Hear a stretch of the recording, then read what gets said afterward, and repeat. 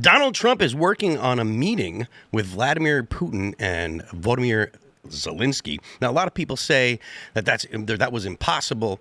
But I mean, if there's anyone that can do it, it's probably Trump. So we'll talk about that. MSNBC is changing their name. I don't think they're going to change their platform at all. So I don't think that anyone is going to be they're not going to get any kind of new viewers or anything like that. So we'll discuss that a little bit. The Trump administration is looking to end mail-in ballots. Now, this is something that I can definitely get behind personally. I would love to see same-day paper ballots. It's something that happens in a whole bunch of countries around the world. And it doesn't need to have, they don't need to have all this delay and stuff like that. Florida has their information about who won usually a couple hours after polls close. And Florida's actually offered to help any other state get to a system like that if they want. So we'll discuss that. And California is giving illegal aliens CDL license, and it is having terrible, terrible repercussions. So we'll talk about that. But before we do, how about if you guys head on over to castbrew.com and buy some coffee, right? It's good stuff. We've got Ian's Graphene Dream. We've got Josie's 1776 Signature Blend. We've got the Birthday Blend. And, of course, Appalachian Nights, which is the big one that everybody loves. I'm not sure if Appalachian Nights sells more than Ian's Graphene Dreams. But anyways, go buy your coffee there. We got K-Cups if you're on the lazy side. I buy all my coffee from there, and I'm not actually BSing you. But after that, head on over to Booney's HQ and buy some skate decks. Now, if you're not a skater, that's fine. Skateboards are great decorations as well. We got the Uncancelable here. This one was I think it was the Independent was the company that it was their logo.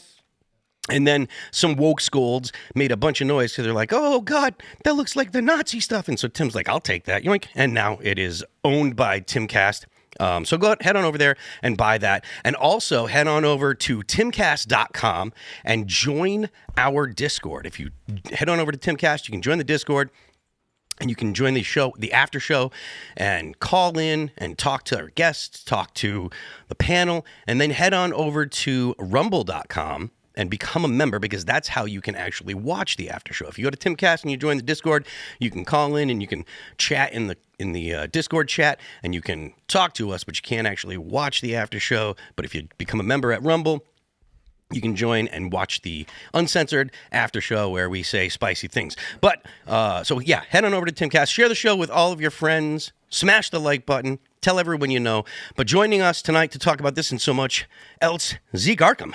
What's up? What's up? Thanks for having me again, man. This is a great opportunity. Yeah, I'm actually looking forward to, if you invite me back here one more time, I'm going to have my own coffee brand up there, the Sexual Dark Chocolate Roast up there. So I'm looking forward to it. I think that's a good enough reason to invite him back alone. Definitely. Yeah. Never mind his LE experience and all that stuff, just to get another kind of coffee. Thank you so much for joining us. Raymond is here. Hey guys, what's up? Raymond Stanley Jr., your resident blue-collar devil dog. I'm looking forward to some especially dark chocolate coffee because I like the mocha, bro. The mocha's good stuff, you know what I mean? But I'm happy to be here today. Chris Carr is here. What's up, everybody? I'm Chris Carr. I'm a writer, editor, and journalist. I think you pitched that the last time you were here to Tim. Didn't I? I think you did. I might have, hey, listen. Yeah, I don't know why it didn't catch on because it's such a brilliant put idea. my face on it, show me doing the double point. I'll do it. Listen, I love it. right. That's great. Chris, when was the last time you were on? About 8 or 9 months ago with Natalie Winters. It's been a while. Hang out more. I know, it's been a while. It's good to be back. input. Thanks, man. Shane is here. Awesome. Well, it's good to be on with all you guys. It's good to be here. I am Shane Cashman, host of Inverted World Live. I'll be running out of here around 9:40 tonight to go live at 10 o'clock on YouTube and Rumble at Inverted World Live. We will talk about Elon's latest baby mama. That's a pregnant robot in China.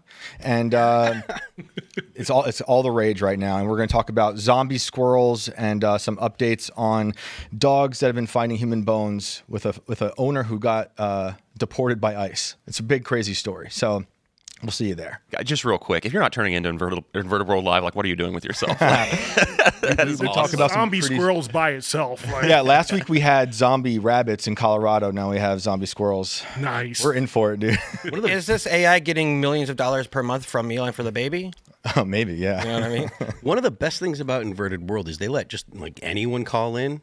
So it's not like they're like you have to be a member or anything. Like they're just like They let me host. So anything goes. that's a very wise move. But the stories that you get from some people, man. Some people just call in and they just want to hear themselves talk. But some of the stories you get, man. Yeah. I should say that too. We're a call-in show. You can call in. Phone lines are open. You had a weird experience. You give us a call, and it's amazing. What's up, Phil? All right, so from the post-millennial, breaking Trump working to set up a meeting between Putin and Zelenskyy after a call with Russian president. So everyone knows that, or most people know, that Donald Trump and President Putin met in Alaska this past weekend. I think it was Friday, right? Friday or Saturday? Yes, sir. Friday. So they met, and things were fairly uneventful. There's a lot of people that are critical because Donald Trump didn't, armbar Putin and tell him, get out of Ukraine, you meanie, or whatever. It was never actually an option. You're not going to get You're not going to get a peace situation in Ukraine without involving the Ukrainian president. So this is actually a great development. So from the post-millennial, following an afternoon of meeting with Ukraine President Volodymyr Zelenskyy and other European leaders, President Donald Trump announced that he has called Russian President Vladimir Putin to begin scheduling a meeting between Putin and Zelenskyy. This comes as Trump has been seeking a path to peace between the two nations. I had a very good meeting with distinguished guests, President Volodymyr Zelenskyy says, of Ukraine, President Emmanuel Macron of France, President Alexander Stubb of Finland, Prime Minister Giorgia Meloni of Italy, Prime Minister Keir Starmer of the United Kingdom, Chancellor of the Federal Republic of Germany, Friedrich Merz, President of the European Commission Ursula von der Leyen, and Secretary General of NATO Mark Rutte in the White House, which ended in a further meeting in the Oval Office, Trump wrote on Truth Social. During the meeting, we discussed security guarantees for Ukraine, which guarantees would be provided by the various European countries with a coordination with the United States of America. Everyone is very happy about the possibility of peace for Russia-Ukraine. At the conclusion of the meetings, I called President Putin and began the arrangements for a meeting at a location to be determined between the President Putin and President Zelenskyy. After that meeting takes place, we will have a trilat, which would be two presidents plus myself. Again, this is a very good early step for a war that has been going on for almost 4 years. Vice President J.D. Vance, Secretary of State Marco Rubio, and Special Envoy Steve Witkoff are coordinating with Russia and Ukraine. Thank you for your attention to this matter. That's my favorite Trumpism of the second term. I don't think that he said thank you for attention to this matter during the first Trump administration, and I think this is definitely an upgrade. But what do you guys think? Do you think that this is actually going to produce something, or do you think that Putin is just stringing them along? Because honestly, I don't see how Putin is in a position where he has to do anything, right? Like he's kind of holding all the cards, in my opinion. So what do you think, Zeek? I think it's a great first step, but I mean, Trump is at least doing something.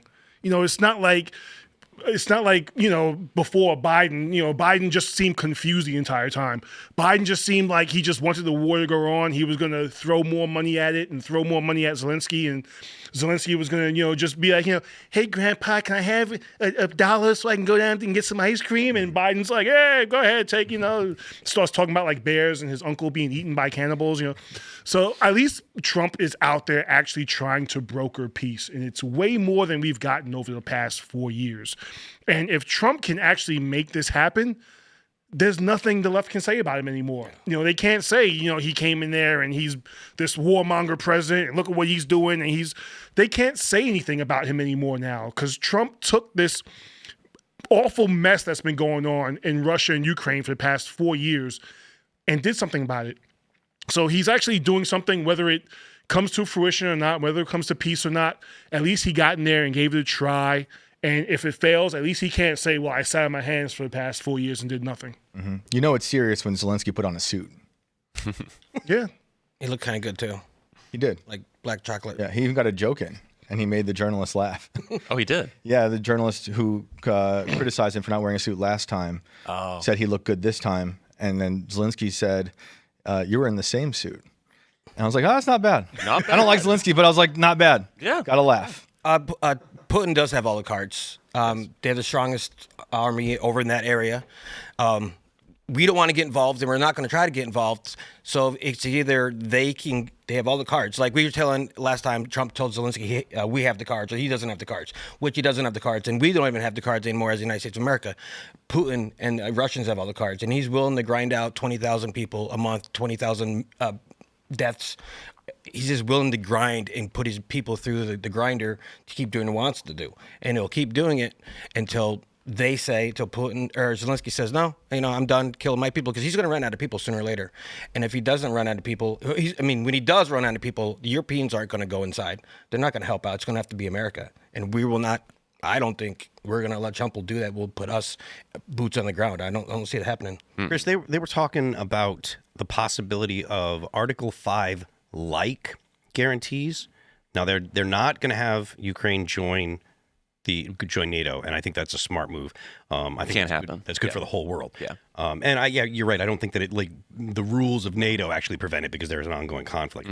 But if the Europeans and the United States offer protections that are Article 5 like, which means if Putin makes any more advances into Ukraine, that would mobilize a lot of NATO countries. Do you think that is compelling enough to get Zelenskyy to try to convince the Ukrainians that they need to make concessions? Now, I know that Ukraine has a stipulation in their constitution that they won't give up any more territory, but I'm not sure how important that is, or how real that is, considering they gave up Crimea. Now, I don't know when that stipulation was put into their constitution. I don't know if it was prior to the invasion of Crimea or not. But do you think that that's enough of a guarantee to get Zelenskyy to move? It should be, but I'm not certain that it will be, because, for years now, Zelensky's basically been having a hostage negotiation with reality. And he's not. I think that he's unhinged enough and demented enough to not understand that he has to take this deal, no matter what happens. Do you think he's just trying to save his own neck? Because there's a lot of people that think that if Putin does actually win, that Zelensky's a dead man. Well, yeah. What are his own people going to do to him? Like, he's looking at a really bad situation when this is over. When it's finally over, I don't know. He needs to get to an island somewhere. He'll come here. You think so? Yeah. He'll probably get Bethesda. Yeah, yeah. He'll be a politician here. No, he'll get like a CAA deal like Biden did after office. Florida. He'll be a comedian. He'll be our next Ben Stiller. Yeah. Oh God. He's gonna be I'm kind of serious. On the keyboard. I am being kind of serious. Actually, I could see that happening. Actually. Yeah. Look. If it were a situation where the United States government has to pay for him, or he gets a late night gig, give him a late night gig. I don't have to tune in. Yeah, Colbert. He could take over Colbert. Yeah, that would be great. So the post-millennial went on addressing reporters after Zelenskyy arrived at the White House on Monday afternoon. Trump said that he was going to have a phone call with Putin right after these meetings today. Trump met with Putin in Anchorage, Alaska on Friday, where Trump said the two leaders agreed on many things, but not on others. Now, there was some stuff that I saw on X that when this was going on, Putin was making another push, and there were some offensives going on in Ukraine at the very same time that these meetings were happening. It's my sense that Putin doesn't actually want to play ball, and I don't know. I don't think that he has any reason to. The Russians don't look at losses the way that Western countries do, right? They take a lot of pride in how many people died fighting the Nazis. They use that as this is why Russia actually was the winners, because we died a lot. And I think that's kind of crazy personally. You're the winners when the other guys die a lot, but they consistently say, well, look, we were willing to put our butts on the line, and so many Russians died fighting the Nazis. Very nationalist. Pardon me? Very nationalist, which is nationalist, but also very they don't value human life the way that we do in the West, right? Americans, as much as we valorize people that are willing to lay down their lives for others and for the cause and stuff, we don't think it's good when people die, and it seems like Russia kind of does. So if that is the kind of the case in Russia, what's the motivation to not keep sending dudes into the meat grinder, because they're going to have more people than the Ukrainians, And they're an all-out military industrial right now. It's all war-centered. The whole economy's... I don't think they've activated their entire military capability. No, but what I'm hearing from a lot of reports from news folks is they're doing a lot of making munitions. Okay. And they're it's war economy. Okay. So they're in it to win it. And they'll keep grinding out people, and they're going to keep grinding out... rockets. To answer your question, 2016 is when Ukraine said they're going to stop giving their lands after they lost Crimea. So it is post-Crimea. Yes, okay. 2 years after, June 28th, 1996. And they're like, okay, we lost Crimea, so we're going to try not to lose anything else. Little did they know, Biden took presidency, and they're going to lose more. Yeah, I think. Yeah, I don't see them, giving back any of the territory that they've taken, and I don't see any reason why they. I mean, not that I'm pro Russia, but I don't see any reason why they should. Like, there has to be some kind of, when you're dealing with international anarchy, which is what you've got with the way that most countries deal with each other, especially when it comes to a war. There's not a whole lot of reason. There's not a whole lot of reason for Russia to do it. I think they're both in a position where they don't want to be the one that blinks. Like, Ukraine has invested so much and they've gotten so much back in return, and Zelenskyy now is like this international figure, so he can't back down, because then it makes it look like he's punking out a little bit. And of course Putin is like, no, I'm not backing down for anything.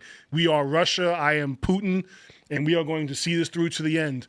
So I think for Trump, in order to make any real headway with this, he's going to have to make both sides think they've won somehow, which is a horrible, impossible task almost. But he's going to have to do it, or else it's going to turn into a huge mess, and it's going to become an even bigger mess than it was before. How can you make a Ukraine feel like they won anything when they're going to probably end up losing their land? Maybe because they might win because they're stop killing everyone, and they might have some men left alive to build up their country that they've already lost. I mean, I don't mean to be Debbie Downer, but like I think you agree that they're not going to get there's a really small chance to get their land back. They're definitely not getting it back. To that point, if the Russians are allowed to stay in the areas that they've occupied, they're going to build up. And even if they don't, Russia will, Russia's gonna build up their forces. And I think that Russia does have the desire to take all of Ukraine. I don't think that they have the desire to go into Poland. I don't think they're looking to take back Western or Eastern European countries. They might be looking to take back some of their former Soviet satellite countries, some of the countries that used to be Soviet republics, but some of those countries have joined NATO, and I don't think that they would actually move on the NATO countries at least. But I do think they want to take back Ukraine. I think that it'll just end up being just a staging, and it'll be, they'll wait until there's another president that they think can be a pushover the same way that either Obama or Biden was, and when they feel like they have the ability, I think that they'll just move on the rest, or another part of Ukraine, or the rest of Ukraine, however you want to call it. Well, remember, China's also watching this as well, seeing what they're going to do about Hong Kong. They're kind of playing red light, green light right now, like trying to see like how the United States and the rest of the world is going to react to what I'm sorry? Taiwan, excuse me. Taiwan, my fault. They're looking at this, and they're trying to figure out what they're going to do now. So, the response from the rest of the world and the reaction from the rest of the world is going to really determine what China does with Taiwan. It seems like we're anticipating that to happen because Trump announced a thing with Intel, right? Did you see that story the other day? No. Where they might nationalize Intel to make chips here. Because Intel the company, yes. Intel the company, yeah, sorry. Because of, we get so many chips from Taiwan, and if they are invaded, then there goes so many of our chips. So it seems like our administration is expecting that. Well, it's the worst kept secret. China's looking at Taiwan and salivating, and they're already picking their spots. We're gonna occupy over there. We're gonna do this. So I mean, it's the world's worst kept secret. So you got to plan for it. Yeah. I mean, they've already built islands so they can stage up on the islands. So it's my sense that there's a different. It's a different situation with China and Taiwan because the U.S. has a vested interest in Taiwan. The U.S. doesn't actually have an interest in Ukraine, right? Like Hunter Biden did. Well, I mean, but and there were some biolabs, but that's not something. Even if the biolabs were like real and something that the U.S. was using, it wasn't obvious, and it wasn't a big deal. It's something that the chips are a big part of the economy, because for sure. Yeah, without the chips that Taiwan produces, the military doesn't have the ability to function. I don't know exactly what the amount was, but I heard a general talking about the number of magnets, rare earth magnets that are in an F-35. It's like a boatload, like a lot of magnets, and those they get from, I don't know if they get them from China or not, but the point I'm making is there's a lot of reason for the U.S. to actually try to defend Taiwan Whereas, honestly, what we're doing in Ukraine is just because the world kind of expects us to, because we're It's charity with our tax dollars. Yeah. I think it's more. You had the Bidens who were heavily invested in Ukraine. Big time. So they were more looking out for their own interests and then sort of gaslighted the rest of the United States into, oh, no, we have to protect them because look at Russia. Russia are evil. Yep. But, I agree with what you're saying, Phil. Taiwan is more of an interest of all Americans that we could all get involved in and say, hey, listen, you can't invade them. That directly affects us, rather than Ukraine, which was like, Biden went, oh, hell no, we gotta protect them. Yeah. And to your point, Shane, I don't think that it's a good idea to nationalize a company. Same. But I do think that if the United States wants to say we're going to, start a company or start a national effort, something like the Manhattan Project, to reindustrialize at least the chips that we need for national defense. Yeah. I think that's a good idea. Well, I'm opposed to nationalizing companies for sure. And Intel is an inferior chip maker, but they like it because they make them here, Well, I mean, so would you be against the government, working on a project that was similar to the Manhattan Project in order to produce chips and stuff here? Because that's jobs. Yeah, I don't trust them to do anything properly, so I trust them to do nothing. Wait, so are you for that? Would you be for that? Against them nationalizing a company. But would you be okay with the government working with existing companies to do something like the Manhattan Project in order No, because I'm against it now because that's what Stargate is too, with AI. It's all those companies putting in a lot of money, AI and Oracle, to do something alongside the government, and I don't trust that as well, as I think that's ushering in a dystopia. Real quick on your rare earth magnets, China produces 90% of the world's supply. So China has wow. How many pounds of magnets are in an F-35?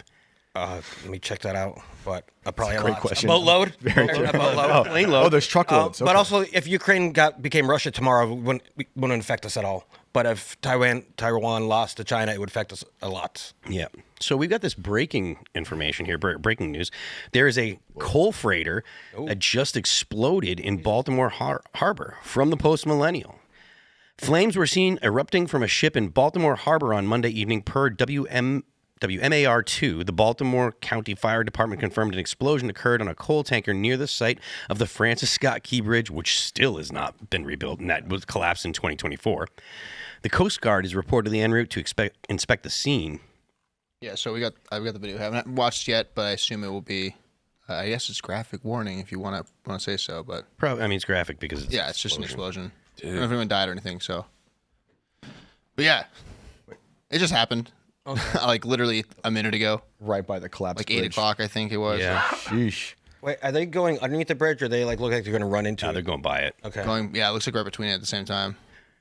But again, in between where there's no more bridge. The bridge still isn't fixed, by the way. Good job, Baltimore. You guys. Unreal. They have nobody can read there. They got lots of money for schooling. Palisades are still burnt out. Yeah. Malibu, Maui Maui burnt out. East Palestine's not looking so hot. And Malibu too, from 4 or 5 years ago. Can't do anything. Camp Can't Love, get anything done in the United States. North Carolina. Don't forget about them. It's a shame. It's a shame. Yeah. I feel like in the United States right now, our check engine light's on. Oh, You've got it's been on for a while. Yeah.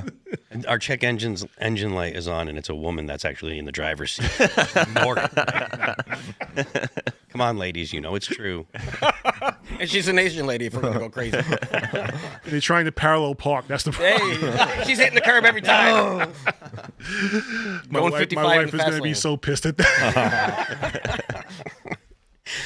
All right, so we're going to jump to the next story here. MSNBC from the New York Times. Goodbye, MSNBC. Hello, MS Now. The cable news network is changing its name this year because a corporate spinoff is separating MSNBC from its cousin NBC News. For 3 decades, news and progressive opinion on the cable dial has been defined by 5 capital letters, MSNBC. By the end of this year, a couple of those letters are changing. That's not actually true, because right after 9/11, I watched MSNBC all the time, and Joe Scarborough was still a conservative. He was still a Republican. He had a nighttime show. Dan Abrams had a nighttime show. They had a fairly some variety in their opinions. And then when Morning Joe started, when they first got on air, for the first probably 5 years, Joe was still a conservative. This is probably before he started banging Mika, to be honest with you. His handler. Yeah, that's what happened. Oh, CIA. She started saying, no, you can't have these opinions, Joe, if you want to actually... Yeah, it was that good? Okay. Well, I mean, her father was Big Neb Brzezinski, the guy that was from the Council on Foreign Relations. One did help fund Pol Pot.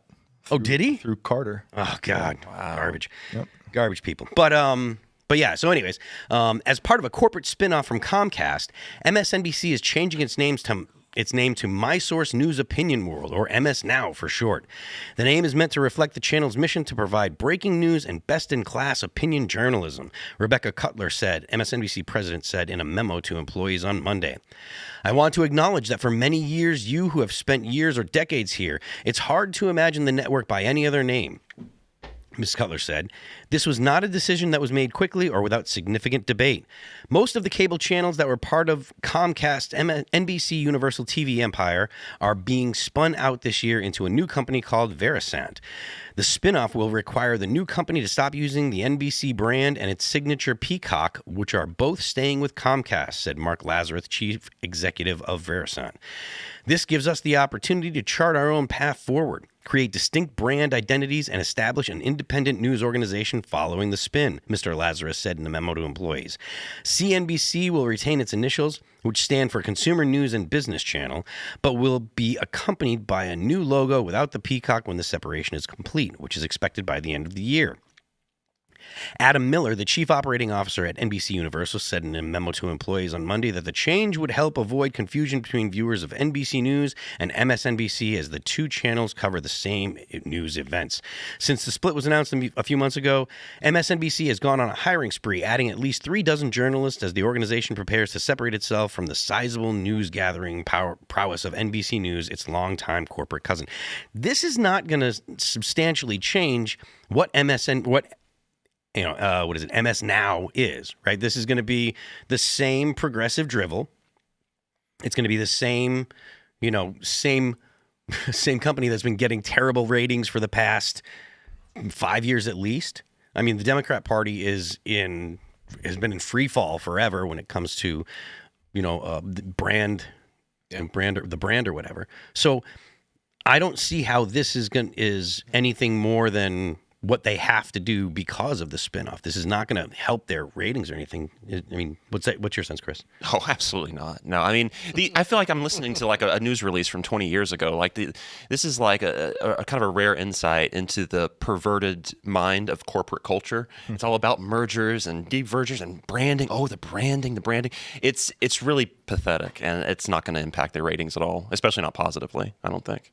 And NBC has slowly but surely, we've all noticed, I'm sure, turned into even worse than MSNBC with their lies and their whole progressive format. So it's like they said, MSNBC and NBC are basically the same news station. Sure. So they're going to get rid of one and keep the one that has more of a longevity name. NBC's been around forever compared to MSNBC. Do you think at one point they had MSNWO? And someone was actually like, we can't do the mask off.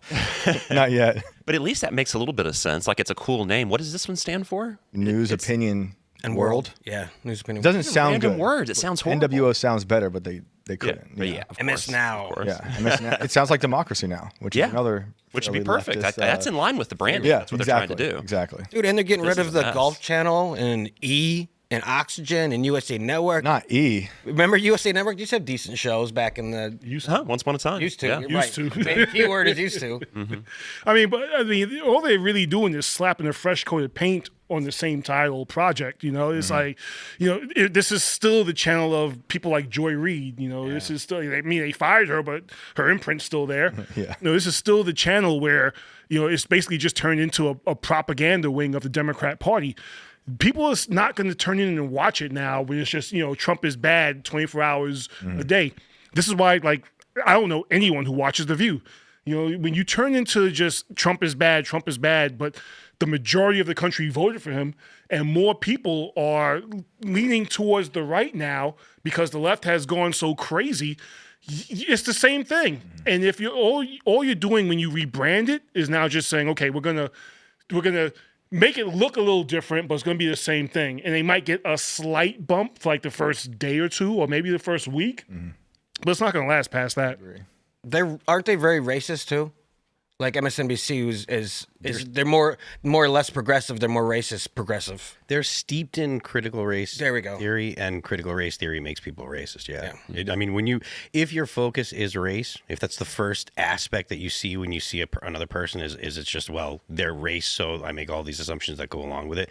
That's boilerplate racism. And yes, they're full of incredibly racist people. If that, unless you ascribe to their definition of racism, which is just the definition that makes it okay for them to be racist, is essentially. Listen, I get called a racist almost every day against black people, which I'm like, listen, please, no one tell my family, they're going to be pissed, So.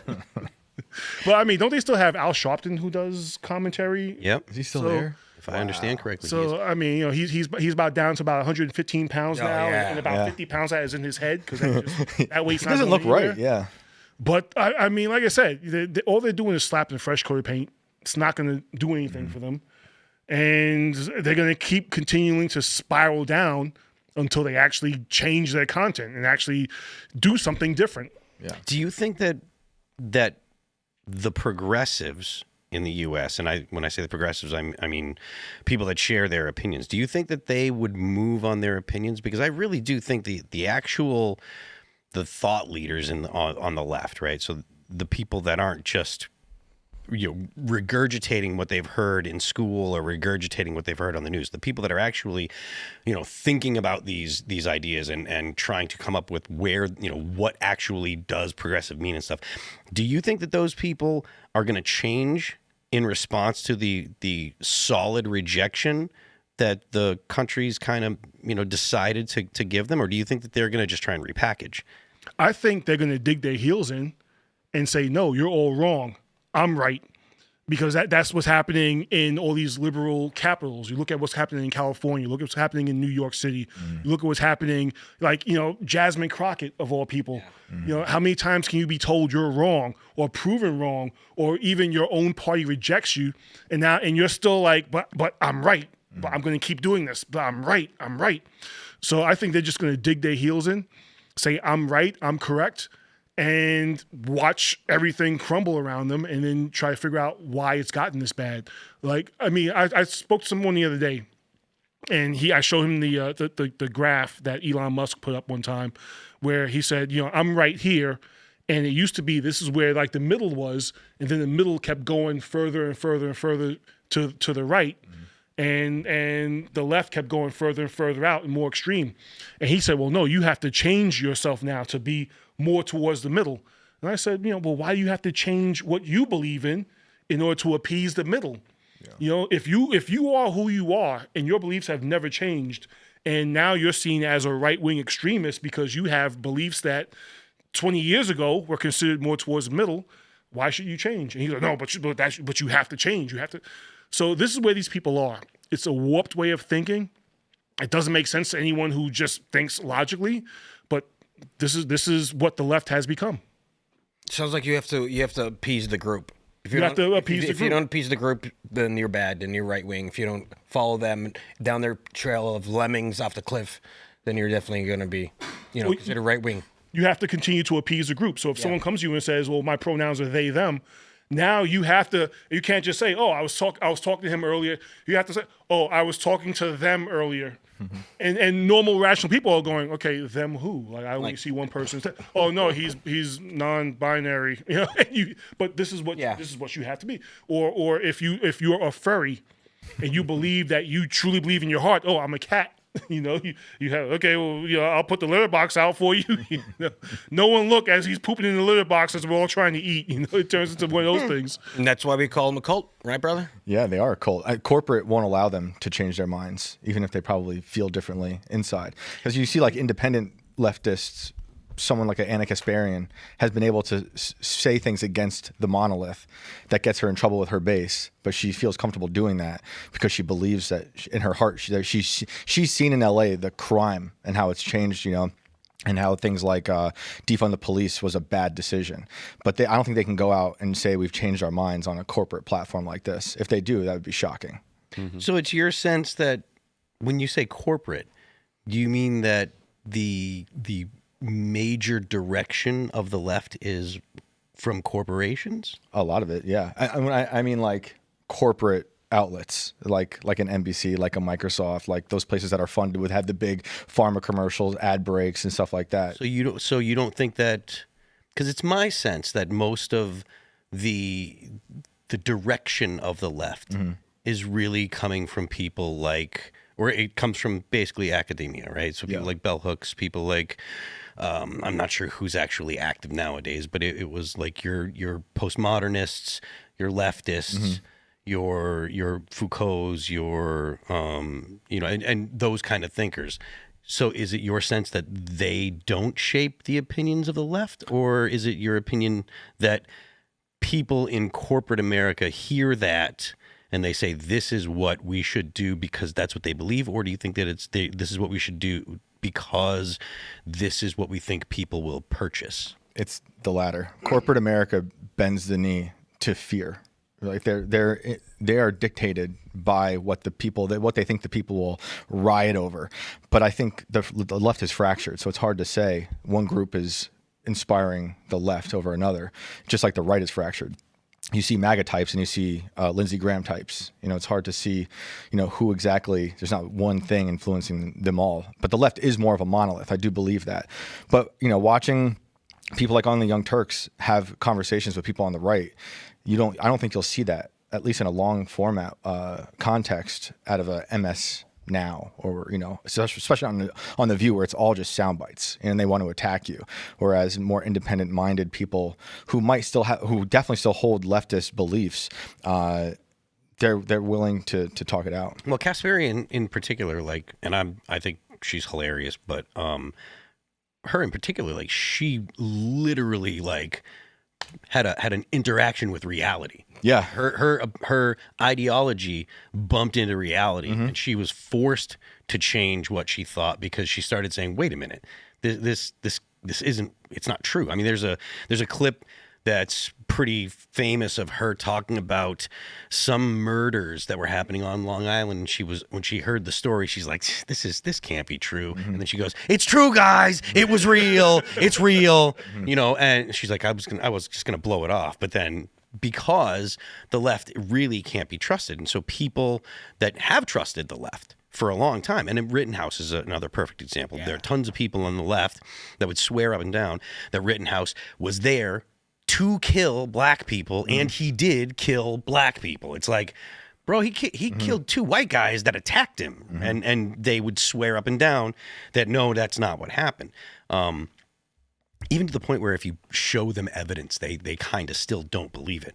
I think that Cenk is actually one of those guys. Like, he saw it and he's still like, well, he was wrong for going there, et cetera, et cetera. They're allergic to it. I do also want to say that someone like Anna is rare on the left. Like, I think a lot of them will sacrifice themselves into danger, if it conflicts with their worldview. Like during the George Floyd riots, I was living right near Newburgh in New York, and there were people who were having their windows smashed.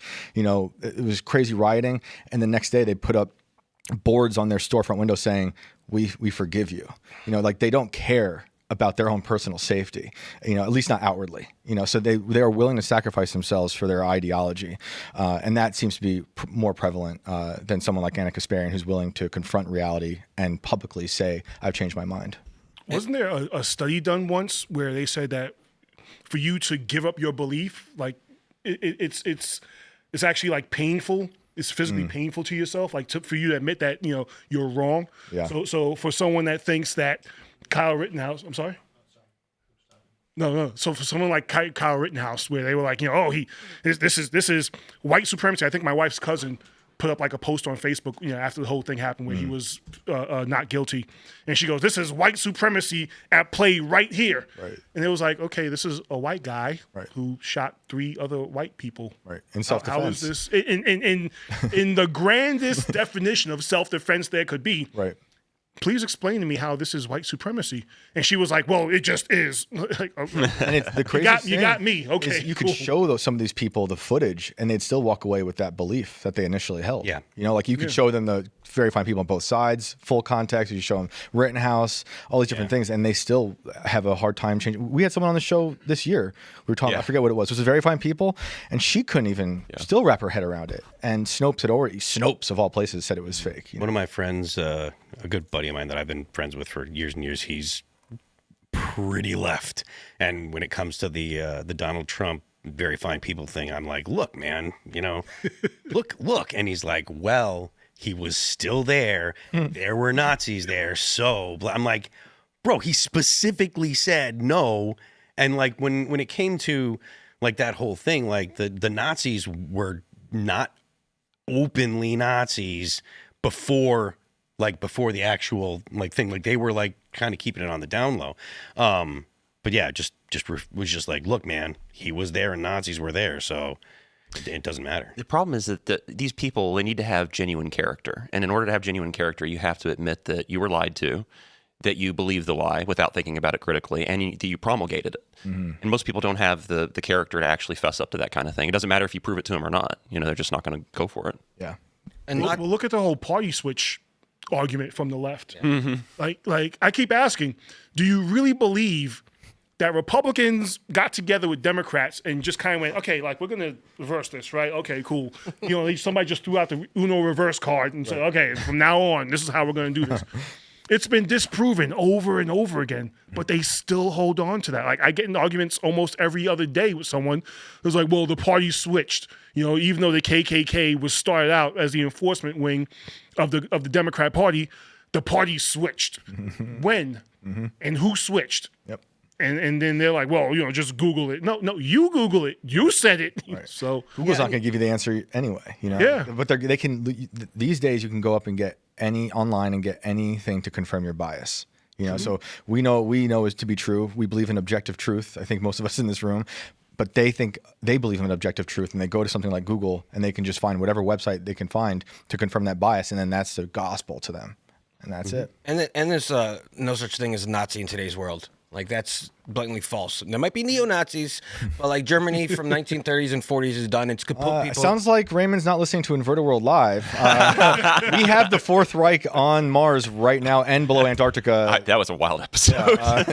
And Hitler's alive. So I am shocked that he did not have a heart attack on the show. Sweating.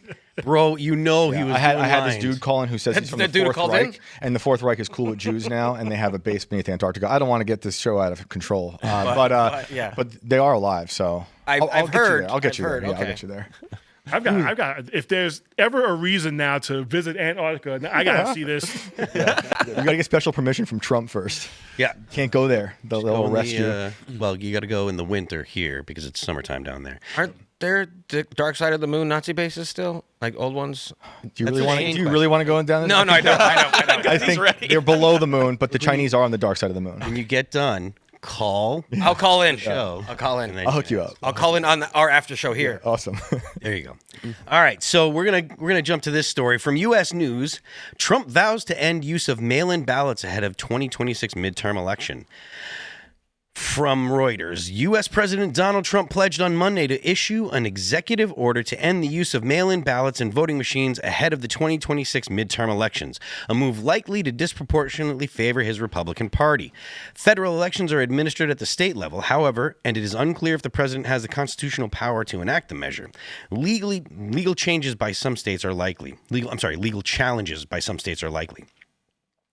With Democrat voters traditionally more likely to use mail-in ballots than Republicans, Trump's pledge is his last effort to reshape the midterm election battlefield to his party's advantage. He has also urged Republicans in states, including Texas and Indiana, to redraw congressional districts to increase the likelihood of a Republican candidate being elected. Yes. The November 3rd, 2026 elections will be the first nationwide referendums on Trump's domestic and foreign policy since he returned to power in January. Democrats will be seeking to break Republicans' grip on both the House of Representatives and the Senate to block Trump's domestic agenda. I mean, they say to block Trump's domestic agenda, but really it's to try to impeach Trump. Like they want to get the House so that way they can just have 2 years of attempts at impeaching him. And the way that this piece is written is clearly to be critical of Republicans. Look, it's likely that actually, I have a very firm take on this. If the economy is not good next year at this time, it doesn't matter what policies the Republicans have or have talked about. The Republicans will lose the House. If the economy's good, then the Republicans can keep the House. That's not a guarantee. That's just saying that if they have the right people and they do the right things, if they're running the right candidates, they're doing the right things, the people that are running for re-election are actually doing the things they need to do to make sure that they win, then again, they can win. But it's all going to come down to the economy. And, the last bit of economic information that I saw was inflation kind of ticked up in the past month. This will not be good for Republicans if inflation is still running kind of hot next year at this time, because inflation, like prices aren't going to come down. Inflation that happens, like it's not like the inflation happens and then prices go up and then they come down again. Like that inflation is sticky as hell. So this is I think this is a good idea. I think the Republicans should do these kind of things because I think that anytime the Republicans can legally take any kind of political measures to give themselves an advantage, I think they should. Democrats will, given the chance. Newsom is talking about, if they redistrict in Texas, then we're going to redistrict in California. That doesn't matter because if it turns into a redistricting fight, the Republicans have all the cards. There will be a handful of new seats that Democrats could win, but even still, it's not a guarantee. But there's a handful of seats that Democrats could win, and then Republicans, I think, would have something like 10. There was a tweet that I saw that I'll actually bring up in a second. But back to mail-in ballots. I mean, this is the smart play, right? This is the way to make sure that there aren't people doing funky things after the polls have closed or things are actually counted properly. I mean, what is your sense? I mean, I remember being a kid and elections were figured out on the night of election night. When did we get away from that? Why is it now that, election day was Tuesday, we're not going to know who actually won until 2 weeks from today? Like, when did this start happening? I thought technology made things better and streamlined things to make things better. The first time that I noticed it was, I think, 2020, right? Or was it? Because in 2016, we knew that Trump won, by midnight or something like that. Did have the hanging chads. The hanging chads, but the hanging chads are different than waiting to count, right? The hanging chads were like, that was Democrats saying, well, these aren't, we're not sure who they were voting for because there's a hanging chad, et cetera. But I thought that they were, and it was Democrats trying to do recounts. I was under the impression, the way that I remember it, it was all about Democrats saying, wait, it's close, so let's recount them. Yeah. And generally, every time they do a recount, the side that's trying to do the recount and wants to get more votes, miraculously they find more votes. Yeah, the hanging chads. You weren't supposed to notice that. You weren't supposed to. Right? Seriously, though, they want you to deny it. Like, I think of the hanging chads in terms of the Carrie Lake trial she had for her ballots, because it was sort of similar in terms of what was an invalid ballot. And they had no chain of custody for entire pallets of these ballots. And they actually printed out the wrong size ballot, and they couldn't feed it into the machine properly. It was totally bogus. And the court was totally stacked against her. And there were people that were caught lying on the stand. Didn't matter. It was insane, So I think this is great. I remember mail-in ballots only being, I'm sure this isn't the case, but as a kid, I remember them being mostly for soldiers who were overseas or something, Yeah, that was the point. Which seems, I'm okay with that. But now it's the thing to do, and also dead people. And I'd like to stop that. I wonder if it's because folks are getting, just a random thought, that folks are getting old, like their base for Democrats are getting really old. They get the boomers, are, they can't get into their cars, they can't drive, and that's why they harvest as well. Mm-hmm. Go around from place to place in the cities and be like, old person here, go ahead and vote for Democrats so we can get more people on it, and where maybe younger folks might not be voting as much. But also, end of day, if we can use the power to keep America strong and safe and secure, freaking use it, Trump. Let's go. Remember when Democrats are saying things like, our democracy, they don't actually mean democracy, because if they did, they wouldn't be looking to expand the court, or I'm sorry, expand the court and pack the court, and then they want to add states so that way they have the likelihood of more senators. Lower the voting age. Lower the voting age and get rid of the Electoral College. All of these things are because they don't like the actual way that things go. Hey, Serge, can you bring that up so people can see? This is from Chris Eliza, who is no Republican or friend of conservatives. The states that withdraw their maps, you get some in Oregon, California, Illinois, and Maryland.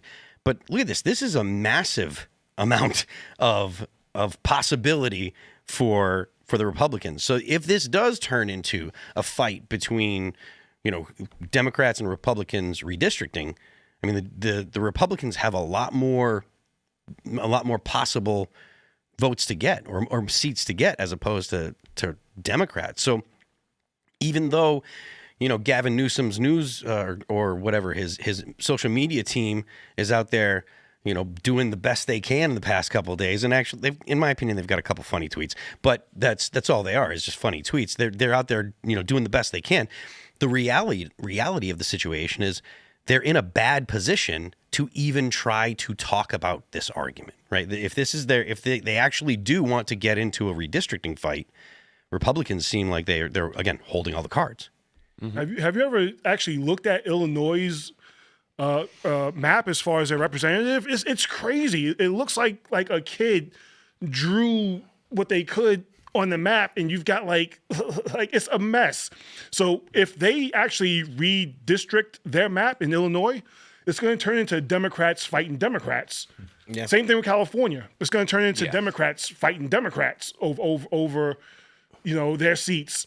So the red states definitely have more to gain from any kind of redistrict kind of fight that they're gonna go for. But as far as what Gavin Newsom's trying to do in retaliation to what Texas is doing, he's gonna lose 10 times out of 10. Yeah. So if he wants to pick that fight and he wants to pick that battle and he wants to bring Illinois with him, he wants to bring Pritzker with him, they're gonna lose. And I think ultimately the Democrat Party is looking at them like, don't do this. we're gonna lose this fight. Don't do this, please. Don't. So the past couple of days, it's kind of seemed like Gavin Newsom has moved. And granted, we're a long way away from any election, right? And it's clear that Gavin Newsom wants to be the president. But it's in the past couple of days, it's really looked like he's kind of taken initiative and put himself in a position to be considered the face of the Democrat Party and really out there working it hard. Do you guys have the sense that he could possibly be the nominee? And how does someone like Gavin Newsom take on someone like AOC if she decides that she wants to run? Because both of them have, significant political chops, and AOC is very savvy. Who wins the primary for the Democrats if it's AOC versus Gavin Newsom versus Pritzker versus I don't know who else. I don't think AOC's got a shot. I don't think AOC's got a shot. And anyone with common sense, 2 working brain cells, looks at AOC and is like, no. I don't think I think she'll appeal to the younger crowd. But listen, if they put her in a debate with a possible J.D. Vance, with a possible Marco Rubio, she will get destroyed. She'll get destroyed worse than Kamala Harris did. But this is primaries that we're talking about. So maybe if she does go, I think you're right about. So let's say let's pretend she beats Gavin Newsom, which I don't think is going to happen. But she'll get destroyed. I think the Democrat Party knows that. I think Gavin Newsom is their best shot, and I think he knows he's their best shot. So that's why he's been going on the podcast. That's why he's been trying to put his name more out there. Have you seen the picture going around on X of Gavin Newsom and his family? Oh, absolutely. So they are just as white, blonde, blue-eyed.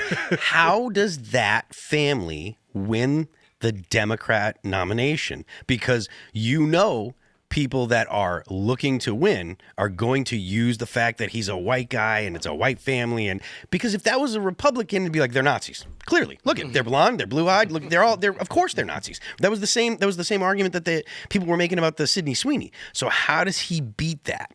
See, if I'm Jasmine Crockett, This is my time to shine. She's his VP. Listen, I'd be calling Gavin like, hey, listen, Gavin, you're gonna need a sister girl out there. You need a Kamala. Yeah, you need a Kamala. You need a sister girl. So listen, I'm your best shot.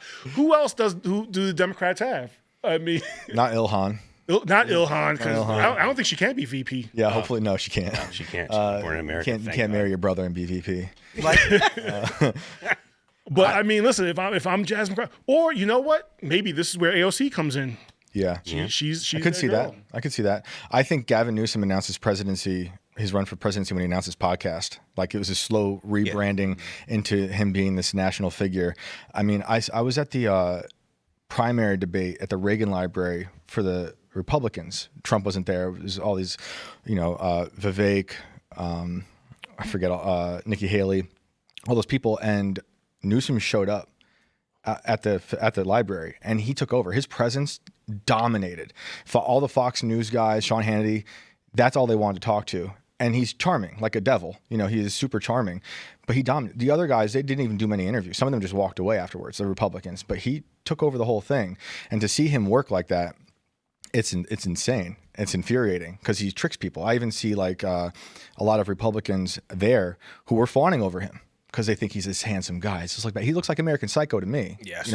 And there's no amount of rebranding he can do that will ever make me forget what he did during COVID. And the same goes for any of these leftists.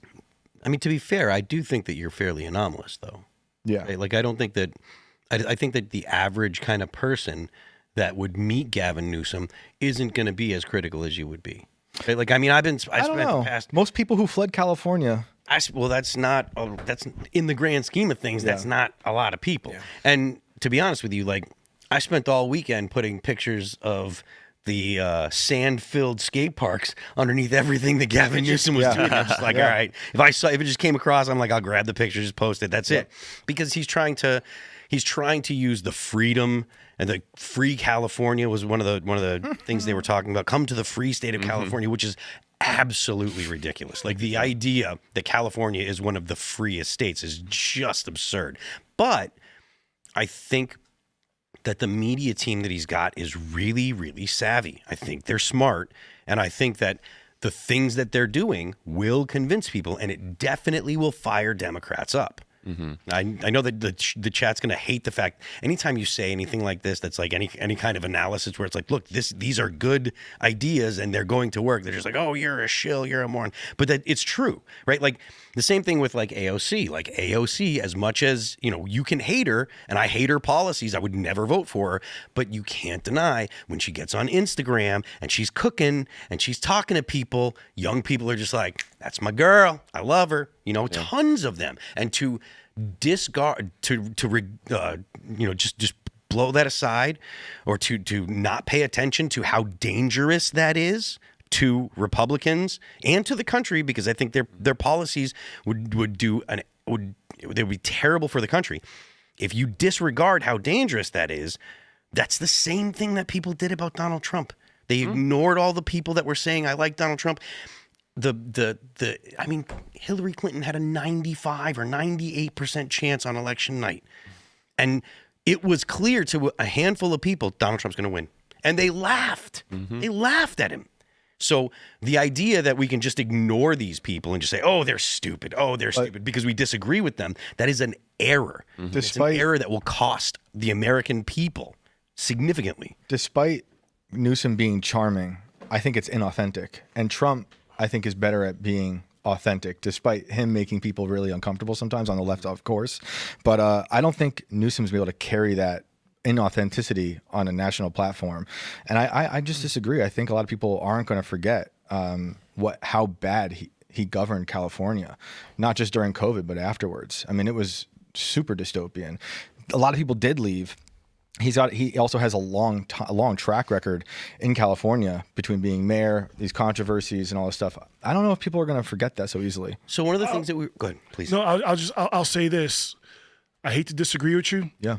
But American voters have a very short memory. Yes. Yeah. Like I listened to Gavin Newsom on a podcast, and if I didn't know any better, he comes across as a normal, level-headed kind of guy. You don't think about how he shut down California. You don't think about how he told everybody in California to lock down, but then he was caught at the French Laundry. You know, you don't think about all the policies he did, how he kicked all the homeless people out of California or out of L.A. real quick, so that Chairman Mao could come and hang out and drive through the streets and make it look like, you know, California's this pristine place. Yep.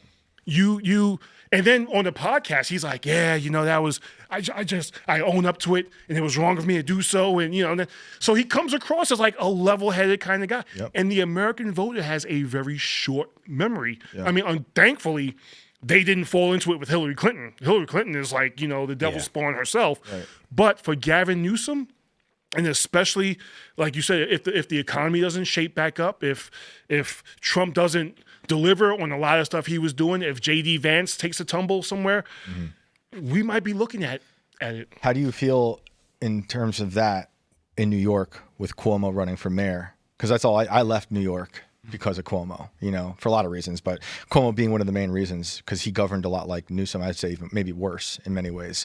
Do you think the people in New York have that short-term memory when it comes to Cuomo, or are they just going to Mamdani? I think if you look at New York, it's just that Mamdani came out of nowhere, and he was this guy. He got a lot of younger people behind him. He said all the right things. I'm going to give you free this and free that and free this. And for a lot of these kids coming out of college, it's like, hey, that's wonderful. I'm not gonna have to pay for anything, you know. With Cuomo, I think it was more he dropped the ball as far as he expected to just get the vote. He expected his name recognition. And, entitled. Yeah, he felt like he was just entitled to it. I think he felt like he didn't have to work. I think Hillary actually fell into the same trap as well. Hillary just kind of figured, listen, you're going to vote for me because of who my husband is, and Barack already gave me the blessing for it. Yeah. It's my turn. It's my turn, you know, and I'm a woman, so you're going to vote for me. Yeah. And then Trump came out of nowhere. I think Cuomo fell into that same trap. I don't think Newsom's going to fall into that trap. Like, he's already going on the podcast. He's already putting himself out there. He's already, you know, got his own podcast. He's already going out there and smiling and shaking hands and talking about other states other than California. Yeah. So he's not falling into that trap. Like, I'm very, very pro 2A. Like, I'm repeal the Hughes Amendment 2A, pro 2A, right? Like, machine guns should be sold in vending machines. So when I saw Gavin Newsom go on the Sean Ryan show, I was like, this guy is going to be dangerous, because that was very smart. Obviously, the people that watch Sean Ryan all the time, the people that actually are really pro 2A, they know that Sean gave him a handgun. He ain't gonna carry that. It's not like he's gonna be, you know, down at the range, appendix carry, clearing his shirt. You know, that's not happening. But the fact that he went there and he was talking to him, he had a bunch of people that were conservative. He had Charlie Kirk on his podcast. I'm talking about Gavin Newsom, had Charlie Kirk on his podcast. These kind of things are going to be able to sway the people that are just a little moderate. And one of the things that we said a lot before the before the last election was there are very few moderates, right? Or there are very few undecided, right? Like, so the Democrats are going to vote for whoever the nominee is. So if it's Newsom, there you go. They're going to vote for Newsom. That's baked in. And there's a small portion of people that you can sway. And again, I firmly believe that the economy is the actual most important topic all the time, every election. And if the economy is not doing well come 2028, you know, the Republicans, whoever the Republican candidate is going to have a hard time. Because how do you distance yourself? If it is J.D. Vance, how do you distance yourself from Donald Trump? Mm-hmm. You know, because Donald Trump will not let you. If you say, well, you know, that was Trump, Donald Trump will get on Truth Social and just shit all over you. You know, I can imagine it. So you're not going to be able to distance yourself from Trump. And if you're going up against someone like Gavin Newsom, who is a chameleon or a lizard, which chameleon's a lizard, right? Yeah. I think so. But yeah, like, you go up against that guy who can walk into a place with moderates and they'll be like, look, man, I can get behind this guy. See, he doesn't hate guns. Look, didn't you see him on Sean Ryan? They don't have any idea what California's gun laws are like. Or they would say, well, they're not his fault. He was only the governor for a couple years, and those California gun laws have been like that. There's a bunch of excuses that people can come up with. So the idea that this guy is someone that you can, just blow off. I mean...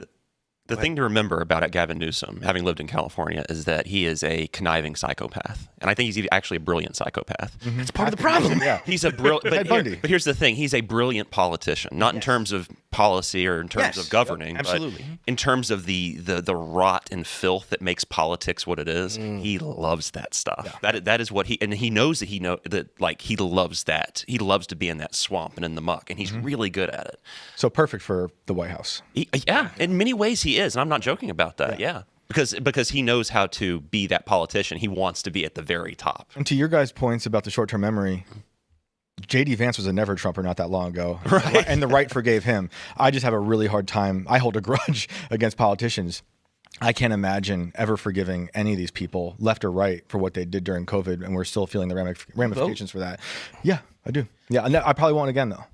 I'm probably done after last time. I'll tell you this, though. Trump showed that the election comes down to the swing states. Mm-hmm. You're not going to go after the red states who are going to vote for the Republican. You're not going to go after the blue states that are just, you might as well just call those states before anything comes in, right?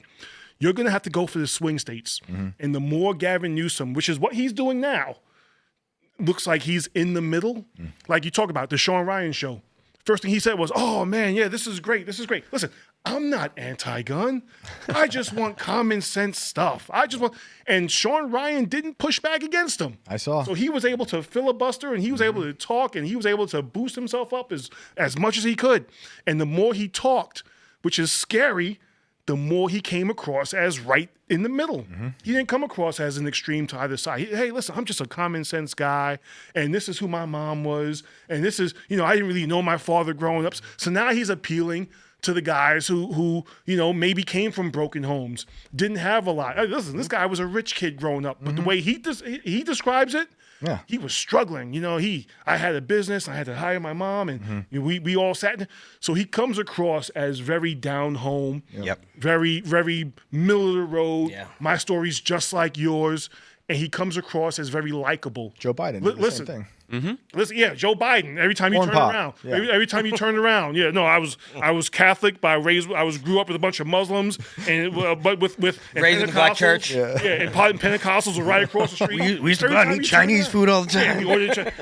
Every time he turned around, he came from someplace. Yeah. And Gavin Newsom is doing the same thing, but better. Yeah, that's what makes him scary. Yeah, he's slick. He won't get as much as the progressives and the radicals want someone, the family, the photo of him and his family, they're Nazis. They're never going to get that. Like, they're going to be more moderates, and they don't, at the end of the day, they don't care what the color is. As long as that person is going to feed their policies and their ideology into the government. I disagree. I do think. You think? I think part of the reason why they had to go with Kamala was because she was a black woman. Right? And they had like 4 days. That's when the tide started to turn on this whole white-black thing in terms of how that picture would look or be manipulated by other people. Yeah. Well, also remember too, Biden was being painted as a racist. Yes. So he had to. Oh, that's yeah. He had to go out and get himself the closest thing to a sister girl he could get to make up for his. He was friends with Bird. He was busing. She says she's black. She's kind of tan. You know what? Let's go for it. Newsom doesn't have that hanging over his head. No, and that's why I go with Ro Khanna too. Also, I say Ro Khanna might have a chance because he's more moderate and he's very moderate, but he's not like super far left. Yeah. Whereas Gavin is super far left and crazy. Go ahead. Do you think that? I know you want to fight. Well, no, I just wondering. Do you guys think that? Because what he said. Do you think that Newsom is actually super far left, or do you think that he's just a political animal that had been doing the things that were necessary to win in California? Because it's my sense that I don't know what he truly believes. I don't know what his actual politics are. I think that he's just extremely politically savvy, and he's done the things necessary to win in the places that he's been running, which is why he's making a move to the center, because he doesn't really believe. I don't know. I don't know what he believes, but he doesn't really believe. he touched the sacred cow and said, "Oh, well, it's a bad idea to have trans kids, trans women, men competing against women." Like that is verboten in the Democrat Party, in the progressive wing of the Democrat Party. But he's moved away from those kind of things because he knows they're unpopular. So is it, and I'd like to hear from everybody. Do you like think a chameleon? He changes his I was colors, just thinking that. right? Yeah. He's straight up. He is inauthentic, but he's charming at doing it. So he will be whatever. He's a vessel for whatever policy he thinks will get him the most political capital. That's why he's dangerous. It's kind of an old school, bygone era way to play politics, which brings up the Joe Biden comparison. But he knows how to kind of retrofit that old school style to 2025. Right. But it's still the same thing. It's Hillary with the hot sauce, but a little more charming, more believable and more charming. More believable. Yeah. It's not as in your face with Hillary playing dominoes up in Spanish Harlem. And she carry hot sauce in her purse, right? That was so hot crazy. sauce in her purse, and I don't think anybody believed that. No one believed that. Not even in the room. Yeah. But he is the type but that's why I think he's going on these podcasts the way he did. Yeah. He actually looked at how Kamala Harris avoided all the podcasts and said, you know what, that's going to be the first thing I do. So so when he's on the podcast, he's not going on Joe Rogan because Joe Rogan will eat him alive. Yeah. But You think so? oh, absolutely. He left California. I'd love to see that. That'd be If he wants to be president, he needs to go on. If he goes on Joe Rogan, I'll give him his props. He will. I bet you he will. He's such a narcissist. And he'll be so smooth and ratty. He doesn't care about pushback. He'll do it, and he'll wait until the summer before the election. He won't do it early. He's not going to. He's going to do it when people he'll do it June or July. Because Joe Rogan has already come out and said, I don't like him. So he's not going to be able to do what he did on Sean Ryan. Like if you notice, when he went on Sean Ryan, Joe Rogan actually texted Sean I saw that, a question. Yeah. And he did everything but answer the question that Joe Rogan posed to him on Sean Ryan's show. Yeah, right. He talked in circles all the way around that question and then came out on the other side. No, it's brilliant what he does. Did you guys see his interview with Steve Bannon? No. It was great. So he did that for an hour, and at the end of the podcast, he's like, see, we're both just populists here. We're just populists talking. Funny. See, he's a genius. He's a genius for that smart. kind of reptile figure. I'm not going to take away from him. He is a brilliant politician. Just an evil politician. like what you guys said, he's a lizard. He could chameleon. He's super dangerous. Therefore, he's dangerous. Yes. Our public. Yes. That's my true. honestly my point for kind of directing the conversation this way is I think that there are too many people that are on the right that think that we've come into a golden age and Trump, and then of course it's going to be Vance and the Democrats because they're polling so low they're never going to win, and that is a recipe for disaster. Because I've asked who do you guys think are talented on the Democrat side, and there are a lot of people like nobody, they're all dumb, blah blah blah, because they're all talking with their opinion about what they say or how they feel about those people, and they're not taking a realistic political view on these people, and they're not thinking about how dangerous is this person, how capable is this person to come across to the very small amount of people that can actually be swayed.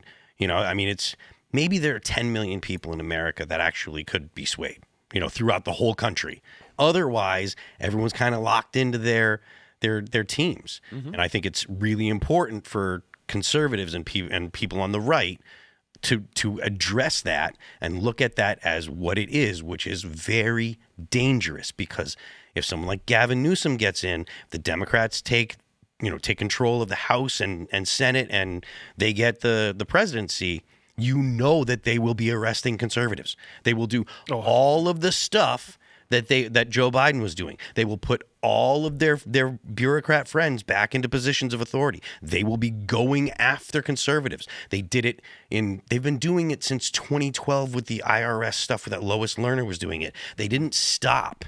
They continued, and it will only get worse. So it's in my opinion, it's very important for people on the right to understand that they will be coming after you They will be coming after you if you speak up. They will be coming after you if you don't abide by their rules. If you don't want your kid to go to a school that is teaching LGBT stuff, they will come to your house, they will take your kid from you, and they will treat you like you're a criminal because they'll say you're hateful. There will be hate speech laws. It will be an absolute nightmare. All the things you see in the UK, that will come here. Yeah. And if you look at what's going on in the UK, it is an effing nightmare. Where like they arrest like 3,000 people a year for Facebook posts. They arrest more people in the UK for Facebook posts than there have been people in Russia arrested for speaking out against Putin. And Russia is a pure dictatorship. And if you think that can't happen here, just look at COVID. That did happen here, and it will only be worse. So it's vitally important for people to not think that Republicans are a shoo-in. It's vitally important for people to understand that should someone like AOC or should someone like Gavin Newsom win, that all that stuff is back on the table, and they will. It's just like when Biden was president, but it'll be way worse. This whole Newsom talk might have just real quick changed my mind because Ro Khanna, he's moderate and he's authentic. I feel like he believes what he believes, and that's not going to get him elected. Whereas Newsom is a slimy rat lizard, and he'll do whatever he says to get himself. But even if it's Ro Khanna, he'll still appoint the same bureaucrats so it's, like, to me, it's as much as Newsom is scary because he could get elected, and that's the thing that's bad. Yeah, it doesn't matter which one of them gets elected. They're still going to appoint the same bureaucrats with the same opinions, and they're still going to do the same stuff. So whether it be Ro Khanna or whether it be AOC or whether it be Newsom or whether it be Jasmine Crockett or whoever, right? It doesn't matter because it'll be the bureaucrats underneath them. Yeah. It'll be that will be using the DOJ to go after conservatives. It'll be the bureaucrats underneath them that will be saying, "Oh, we need to bolster the Department of Education because of all the stuff that Trump did," and it'll be a nightmare. So what no one's talking about, though, which scares me, which keeps me up at night, no one's talking about the Supreme Court. Yeah. Because we're talking about, we got 3.5 years of Trump left, right? And then we've got potentially, if Gavin Newsom gets into office, another 8 years of him.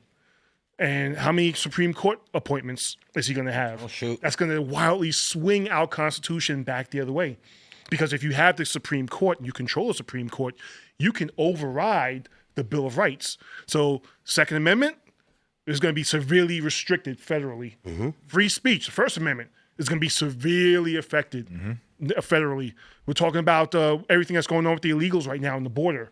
8 years of being able to go after the 14th Amendment is going to be wild. Yep. So I mean, that's what we're looking at right now with a potential Gavin Newsom presidency. Yep. Look how bad the 4 years of Biden was with the border in particular. And what you're saying, I totally agree. People should not be underestimating the left. I think Trump winning this second term remobilized, re-energized the left, and they're turning into a beast, Absolutely. A bigger beast, that you can't underestimate.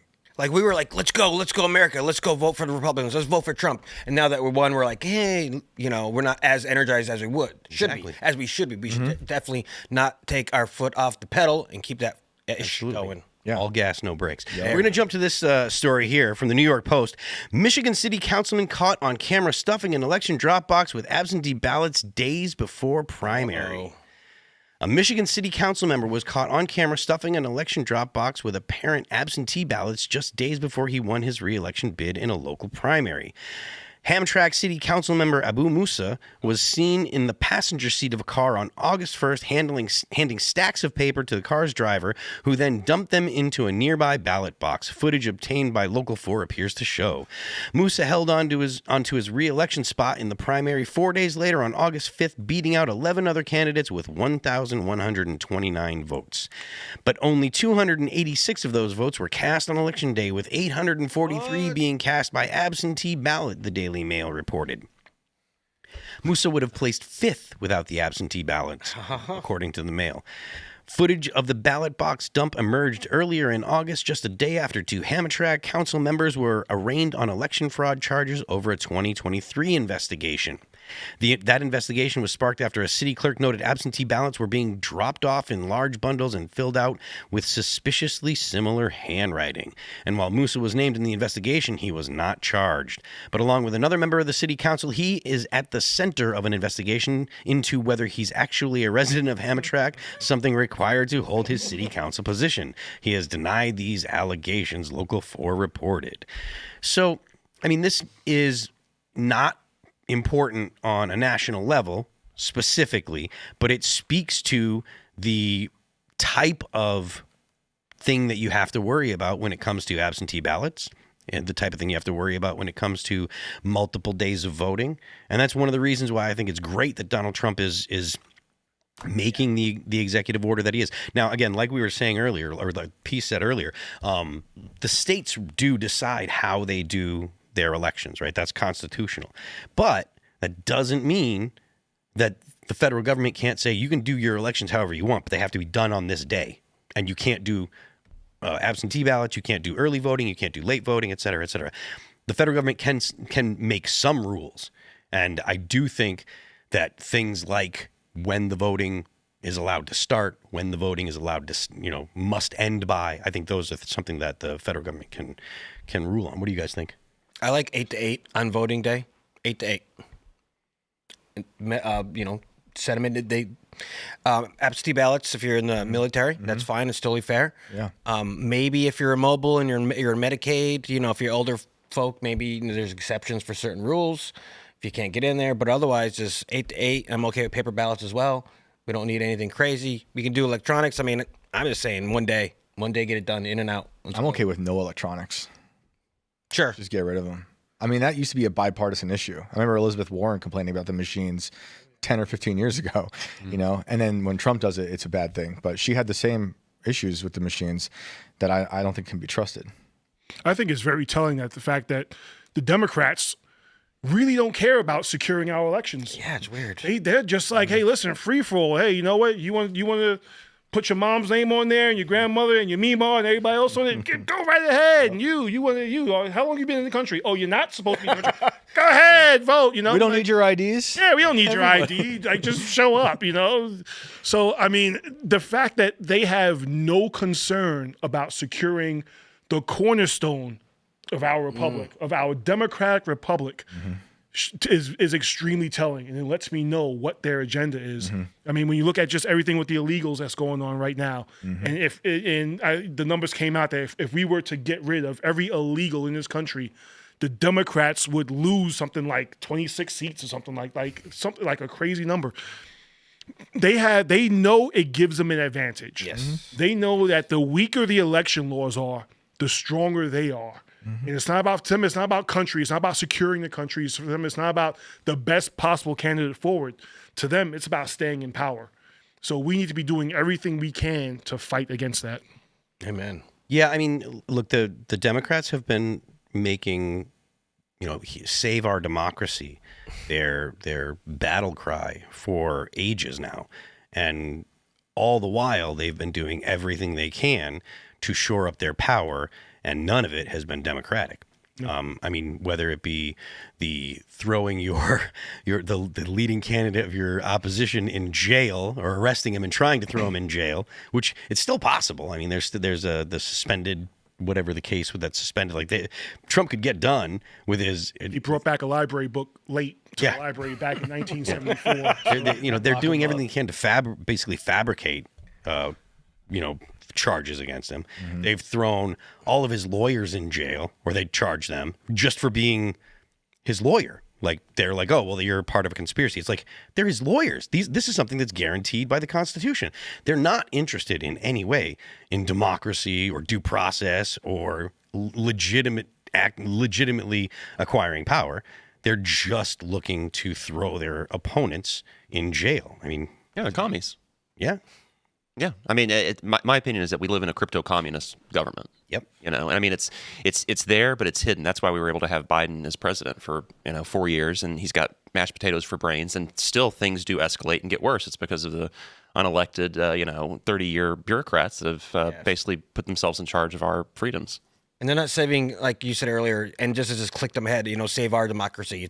Why don't they say save? I mean, I know why they don't say save the democracy. The United save the United. You know what I mean? I don't want to get into it, but just as clicked like those. Well, we're going to get into it. But you know what I mean? It's like save the democracy. If they really cared about saving anything, they should say the foundation. I know we're not democracy, but instead of saying ours, they'd be like save the country, not save our country. It was the same thing in communist China. Right, so Mao decided that you had either a red personality or you had a black personality. If you were a property owner, or if you were some kind of capitalist, something, they said that you had a black personality, and they said that if you were actually a member of the Communist Party, you had a red personality, and you could do things to go from a black personality to a red personality. But they would say things like they, as in the people with the black personality, are after our democracy. Because according to communists, they would swear up and down that they're a true democracy. Only the communists are the true democracy. They do it all the time. And that was one of the things that Mao said they did in China all the time. They were like, they're after our democracy. But it's not theirs. Right? Those people aren't included in our democracy. So when the Democrats are saying our democracy, they're not including conservatives. They're not including people on the right. They're not including Trump voters. They're not part of our democracy. They are excluded from our democracy. And you can see it in the way that they behave. The people that are conservatives or right-wing or Trump voters or whatever, they don't get the same protections that people in their democracy do.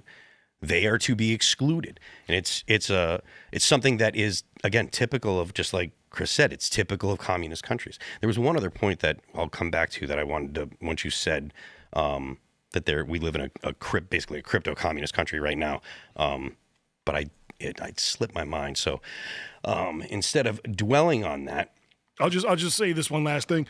Remember, like growing up, we used to read about like Latin American countries, Noriega, where it was like, he threw his opposition in jail. Oh, he did this, he did that.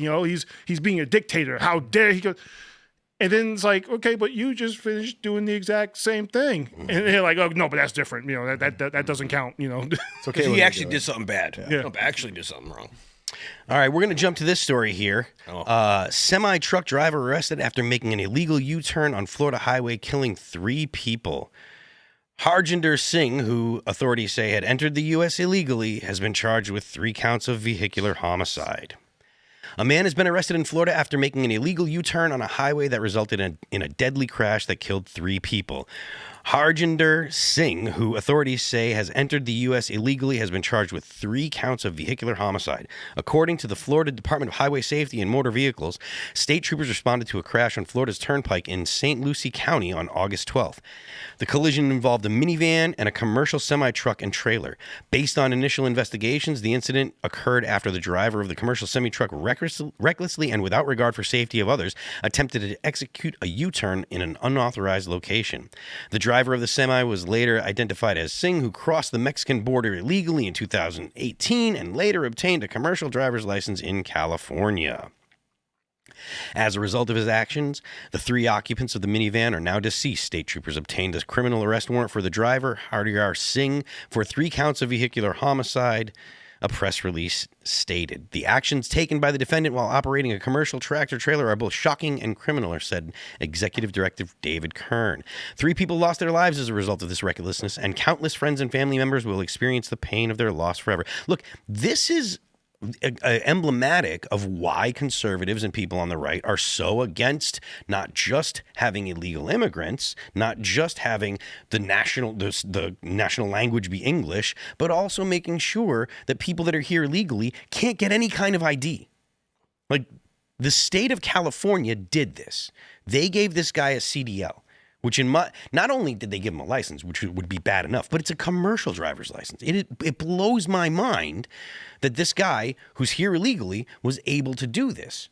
And I mean, I've gone over my personal opinions of how we should deal with the illegal aliens in the country multiple times, but clearly this is not acceptable. These three people are dead, and they don't. There's no restart. That's it, because this guy not only was empowered by the state of California, but also because he's a moron. who can't drive. Yo, CDLs are a big deal. Like, you just can't get one. They're if you go to school, I tried for it when I was younger. You have to go to school. You got to get valid driver's license, clean record, medical, pass a thing. Go to air brakes. You got to learn a lot of stuff. And this is, I don't know. I may be going off on a tangent here, but this is why I hate Newsom. This is why I hate these people like Democrats and letting these illegals in. 3 innocent Americans, citizens have died because they let this illegal alien come in and get a CDL and this driver on the road, and he just killed people. And they do it a lot. They do more than they want to talk about. I couldn't find stats about how many illegals, CDL drivers have killed people in general. But we had a couple of years ago where the one guy go down the one hill and he didn't hit his brakes. There's lots of stories of folks driving CDLs and rape and murder and illegals. You got to go off on a tangent, and it's just disgusting, and we need to stop this. I just can't get over how unbothered he was. Oh yeah, over running over 3 people. It's like he's playing Grand Theft Auto, and he's just oh well, and let me just keep going. He was just completely unbothered. And if this is the type of person who is coming into the country, and that California is giving CDLs to, God knows who else is out there driving around who isn't supposed to be here in the first place, but is transporting cargo. Like, this guy, like, he didn't even look. And then the guy in the passenger seat was just like, oh, well, like, he's got his foot up. He's on TikTok right now. Yeah, he's this guy. He's doom scrolling on Instagram right now.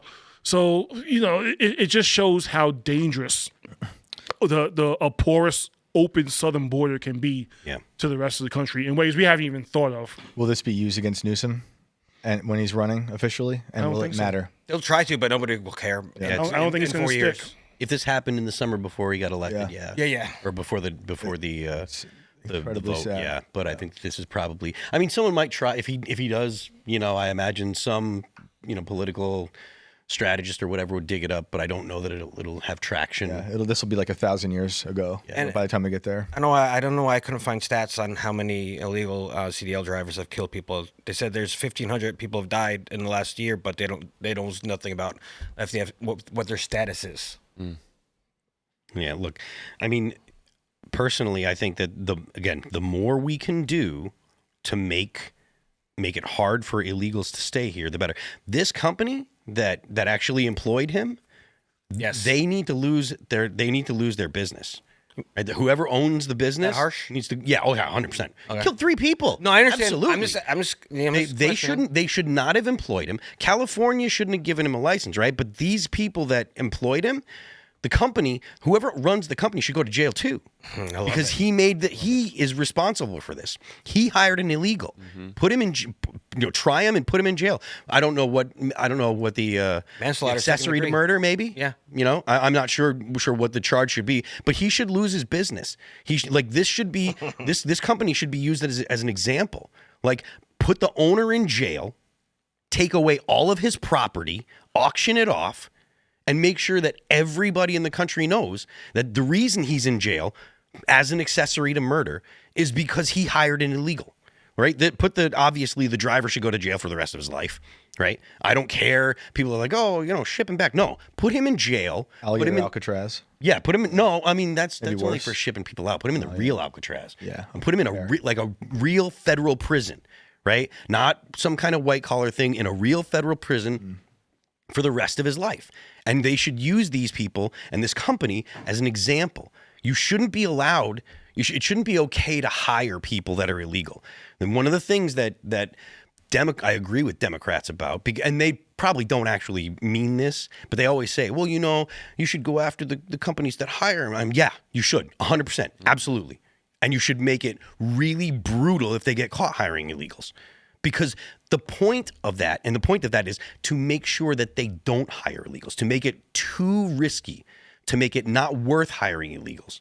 So that way illegals can't find jobs. And so that way illegals leave the country of their own volition, so you don't have to have ICE going door to door rounding people up. The more difficult it is for illegals to live in the United States, the harder it is for them to find a place to live. You should take the property. If people are renting to them, take their property. I love it. See it. You're renting to illegals. You know they're illegals. Well, we're taking your house. You're up my alley. We're taking your building because you rented to illegals. You do that kind of stuff, and you'll see illegals leaving in droves because I can't find a place to live. I can't get a job because no one will hire me because because they're terrified the government will take my S. Let them know they're not wanted here. Yeah. Unless you come in the freaking right way. Point is to make it too difficult for them to live here. So that way ICE doesn't have to go and round people up. You don't have to see dudes in masks and with body armor grabbing people and throwing them on the ground. So Karen doesn't get her hair all in a tiff, right? Yeah. So that way you just make it too difficult. So these people are like, man, it ain't worth it. I can't find a job. Nobody will hire me. You know, you got to go to the U.S. legally if you're going to get a job. You got to get a green card. You got to come in legally. Make it absolutely brutal if people hire them. Make it absolutely brutal if people rent to them. And this is as horrible as it is. This is the perfect opportunity to make an example of people. This guy goes to jail for the rest of his life. The owner of the company goes to jail for a long time as an accessory to murder. Take his company. Take the whole thing. Auction it off. There are a bunch of companies that'll buy his trucks. Are you trying to be Secretary Noem's assistant? I would never work for the government. Okay, just throwing it out there. I will say the N-word on Maine before I work for the government. Oh, jeez. I lied. It wasn't 1,500. It was 5,900 about deaths for big trucks. So, Phil, I agree with everything. Yeah, it was 2022 was the last stats. So it's a lot. It's a lot. I agree with everything you said. However, California will fight tooth and nail to make sure that this guy's on his own. They will leave him out there in the cold, but they will fight tooth and nail to make sure that their illegals are protected and loved and taken care of because that's their lifeblood. So, counted in the census. And counted in the census and everything else. Do you think that it's possible that there could be federal charges? Because I agree totally. California, there's a lot of states that'd be like, well, we're sanctuary cities. Sanctuary cities, and you know this better than most people, sanctuary cities just means that the local law enforcement doesn't help the feds. So do you think that there's any kind of possibility for the feds to pass a law that says federally you go to federal prison because actually ICE should be able to do that, right? Like if they hire illegals, that could be a federal offense. So I mean, and because again, like I said, I totally agree with you about the states. But if you have the feds do the actual prosecution, right? They get arrested by federal agents. The FBI picks them up, and then they get prosecuted federally by the DOJ. You can kind of circumvent the states, right? I think you run into a Fourth Amendment problem there, just because only like I said, bro. I agree with you 100%. No, I'm but I think you run into a problem. Yeah. Because now you're how do you determine who's hiring illegals and who isn't? Besides hanging out outside of a Home Depot and jumping out of the ice truck and then you see them all scattered. But if you go into a private business and you say, hey, do you have any illegals working here? Do they have to hire you? I mean, do they have to answer you? I don't know. So I think you run into a potential problem there. Like with me, I'm a constitutionalist. So I'm kind of just like, okay, like as much as I want to do something, I don't want to set a bad precedent. But I mean, I think that California will do everything they can to protect their illegals because that's their lifeblood. Illinois will do everything they can to protect their illegals. New York will do everything, well, at least under Kathy Hochul. Yep. Hopefully, something. But at least under Kathy Hochul, they'll do everything they can to protect their illegals because that's their lifeblood. So they'll leave this guy out in the cold. They will turn into the biggest constitutionalists you've ever met in your life if you go after their illegals. I think you're probably right, but I think that it would be worth trying and bringing to the Supreme Court to find out. Because maybe you do run into some kind of problem, constitutional issue, but if the feds if the DOJ were to decide, well, we're gonna push this issue and see if we can get the SCOTUS on our side and get the SCOTUS to rule, that could be a way to do it. But I think your point is well taken, though. I think if ICE wants to start doing investigations, okay, like if the FBI wants to do an undercover op into which businesses are hiring illegals, which FBI, hey, listen, if you need someone who's got undercover sort of experience, I can help you out. Cash Patel. Because listen, Cash Patel, because listen, some of your agents really need help. I'm just letting you know. Give me a call. But if they want to start doing undercover operations or just looking at which businesses might potentially be hiring illegals and do an operation that way so that they can go in there and do it legally and say, hey, listen, we've caught 20 illegals in your business. So now we're going to open an investigation into seeing what your hiring practices are. That I'm all for. But to just hang out outside of a business and just sort of pat down everybody who comes in, you're going to run into a problem. Fair enough. I think your idea sounds great. The Fourth Amendment says private businesses do not have absolute protection. Public-facing businesses like a storefront or whatnot, they have very little protection. But when they have private business records, they have more protection than just the storefront, like accounting records in the office. Okay. So it's all like case by case. Apparently, they're treated. The courts treat business premises differently depending on the type of business and what is being searched. And I'm trying to look for people, but I didn't find any people illegals. Listen, I would love to, like as you said, have illegals be scared to do anything in this country because they're like, listen, I'm illegal. I don't know what. I would love that. Listen, you come back, you do it the right way, we'll open the door for you. But while you're here illegally, listen, you should be afraid to walk down the street, and I'm all for that. Yeah. But I think you run into a problem.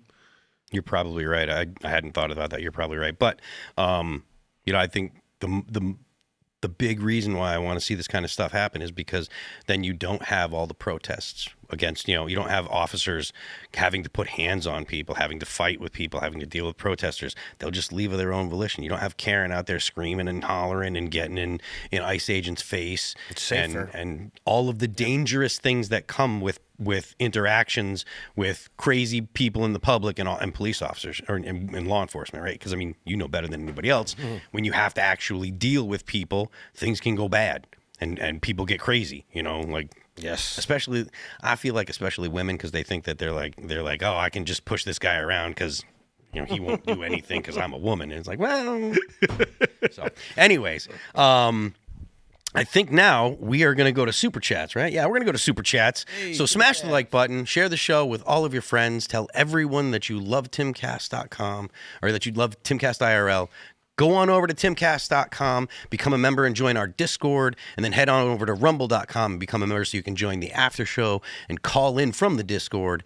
Maybe you'll meet a girl in the Discord, and then you can make a family and have some babies and stuff. But right now, we're going to do some Super Chats. It's a big selling point. That was a leap right there. I think it's happened. We had multiple people in the Discord get married. Like 3 or 4 couples got married. Yeah. And it is a regular occurrence where when people are having a baby, they will Super Chat and let us know that they just had a baby or they're about to have a baby. Their wife's in labor. In labor. So we're very pro baby around. Oh yeah, dude. Okay, like cool. every day, usually someone's like, "Yo, we're about to have a baby right now." Nice. It's pretty awesome. Pro family, pro baby, all that good stuff. So Love it. Shane H. Wilder says, prayers for Tim's recovery. I'm glad he's taking the time because I know how it is. The power through when you shouldn't.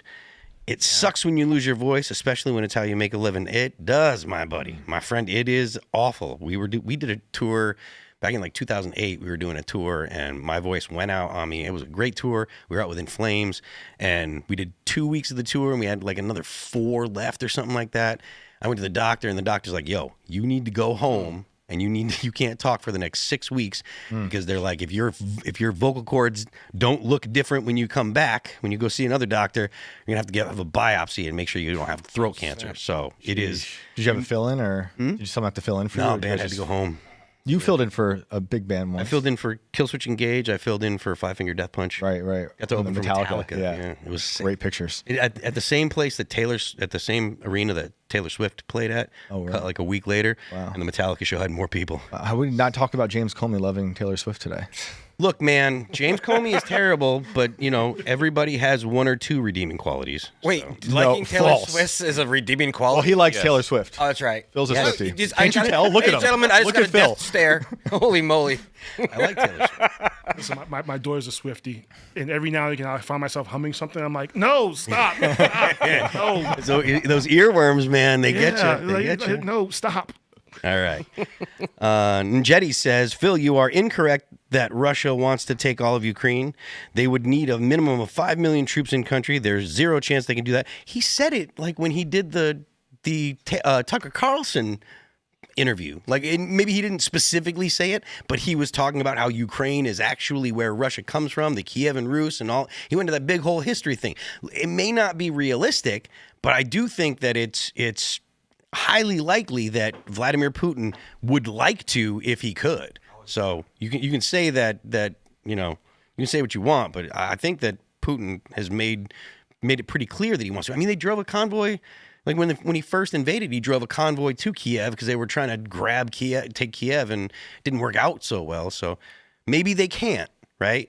Maybe they couldn't do it, but to say that he doesn't want to, I think that's wrong.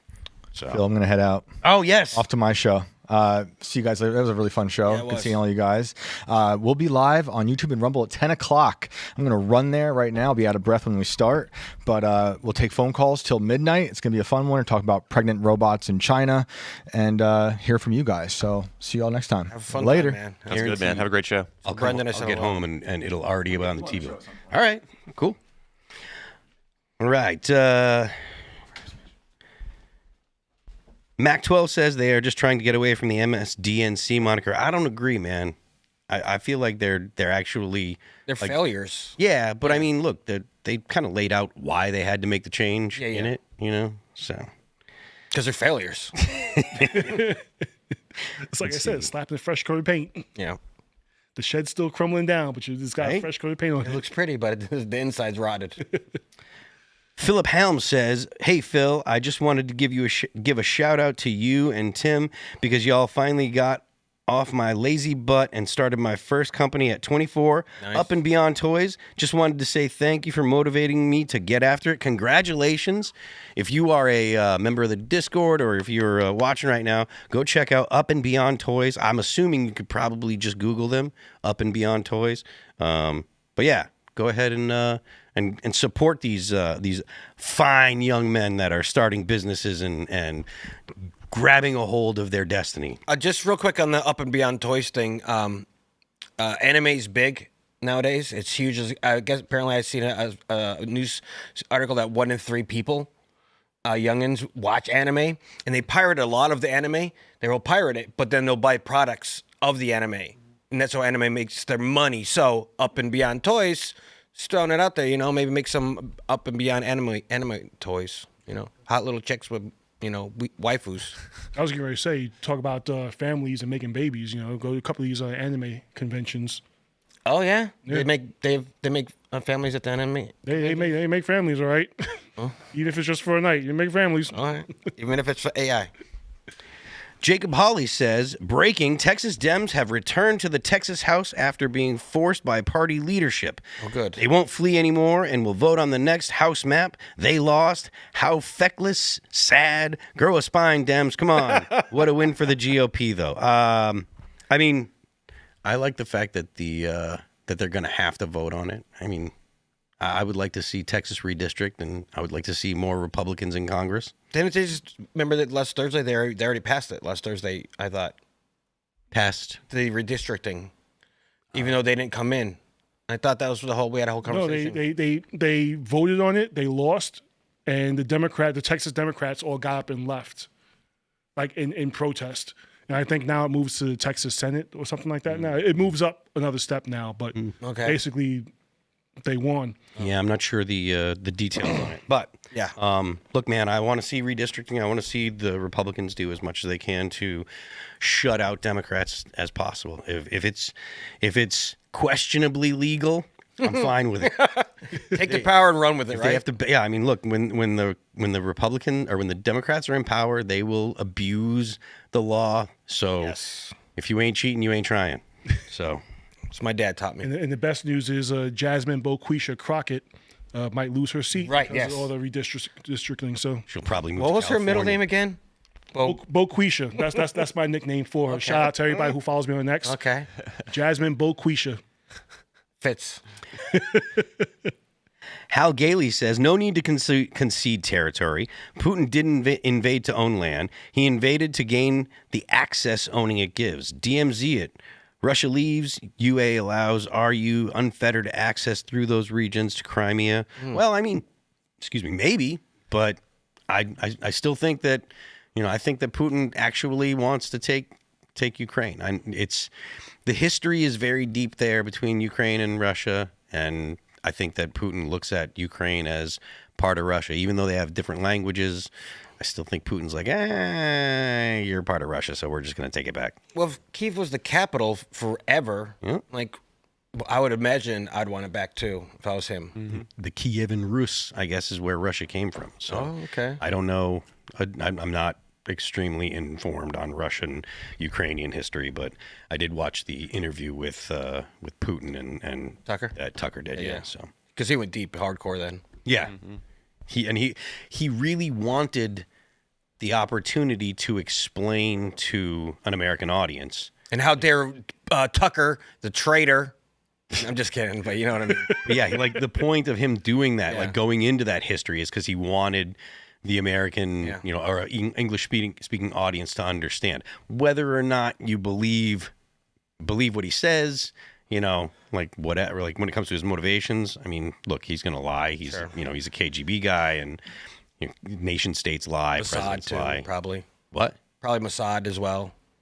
I don't think that Israel's I'm just, involved. isn't everybody Mossad? I mean, That's what I'm hearing online. I don't know. But yeah. McBeefrod said, day one listener, and I haven't missed one yet. Oh, awesome. Nice. I love the show, but recently y'all started putting the clips in the full podcast playlist on YouTube. This is extremely annoying. Why the change? I have no idea. I don't either. What did you say? Kellen. The full pod? He said that you've been started putting the clips in the full podcast playlist on YouTube. So the clips You are just got to going go to the lives then, bro. No, I summoned the playlist. I don't know why that is, but Yeah. Kellen, I don't know. Help him out. But you have my deepest apologies. Yeah. I'm sorry that it's annoying. I'll talk to Blue Sweater. Oh, God. He doesn't do that either. Let's see.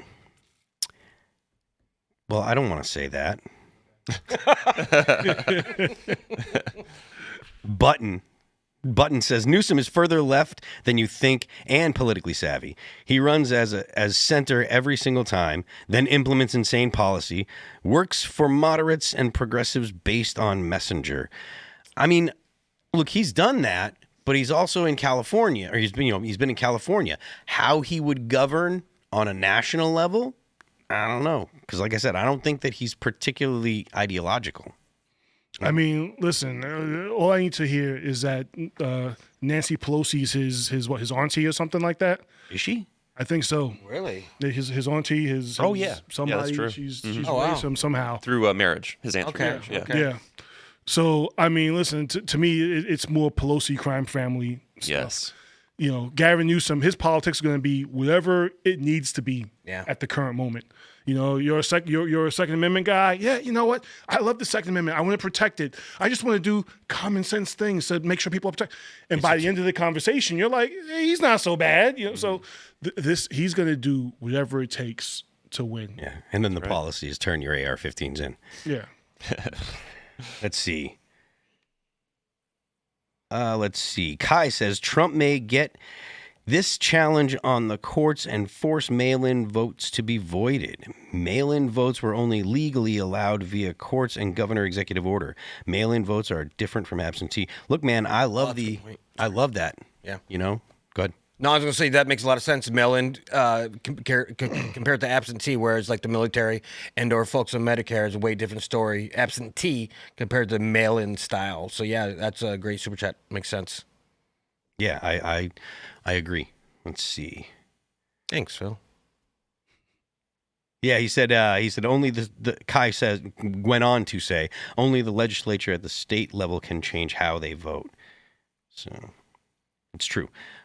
Janet West says Trump tightened the economic screws on Russia.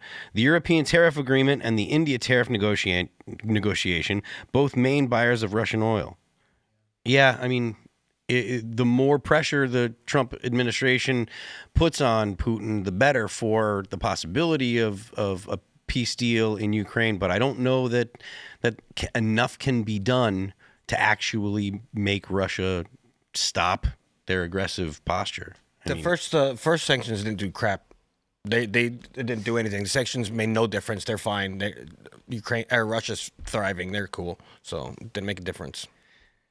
Big Walt says, continuing the Timcast tradition, sending my first super chat from the hospital recovery room with my first son. Congratulations. Right. There you go. Well done. First son. That's what we like to hear. Nice. Around here, we are a very pro-family. Now make more. More babies. He might have like 4 daughters because he said my first son. Fair enough. You know what I mean? Make more. Still. If I understand, kids are awesome. So, the more you have, Feels like happier people. Like 3 months away, right? October. Okay. End of October. That's gonna be here before you know it, man. Can't wait. The kid, it's already like the alien inside her now. He's Yeah. It's always like stuff's coming out. She's always like, "Whoa." I'm like, what? She's like, he just kicked me. So yeah. Jason's Guitar Shed. Phil and crew, my son-in-law died suddenly last Tuesday. He's an Army vet of Iraq and Afghanistan. We have a GoFundMe for him. His name is Benjamin Mueller. Support our fallen. That's Benjamin, Muller.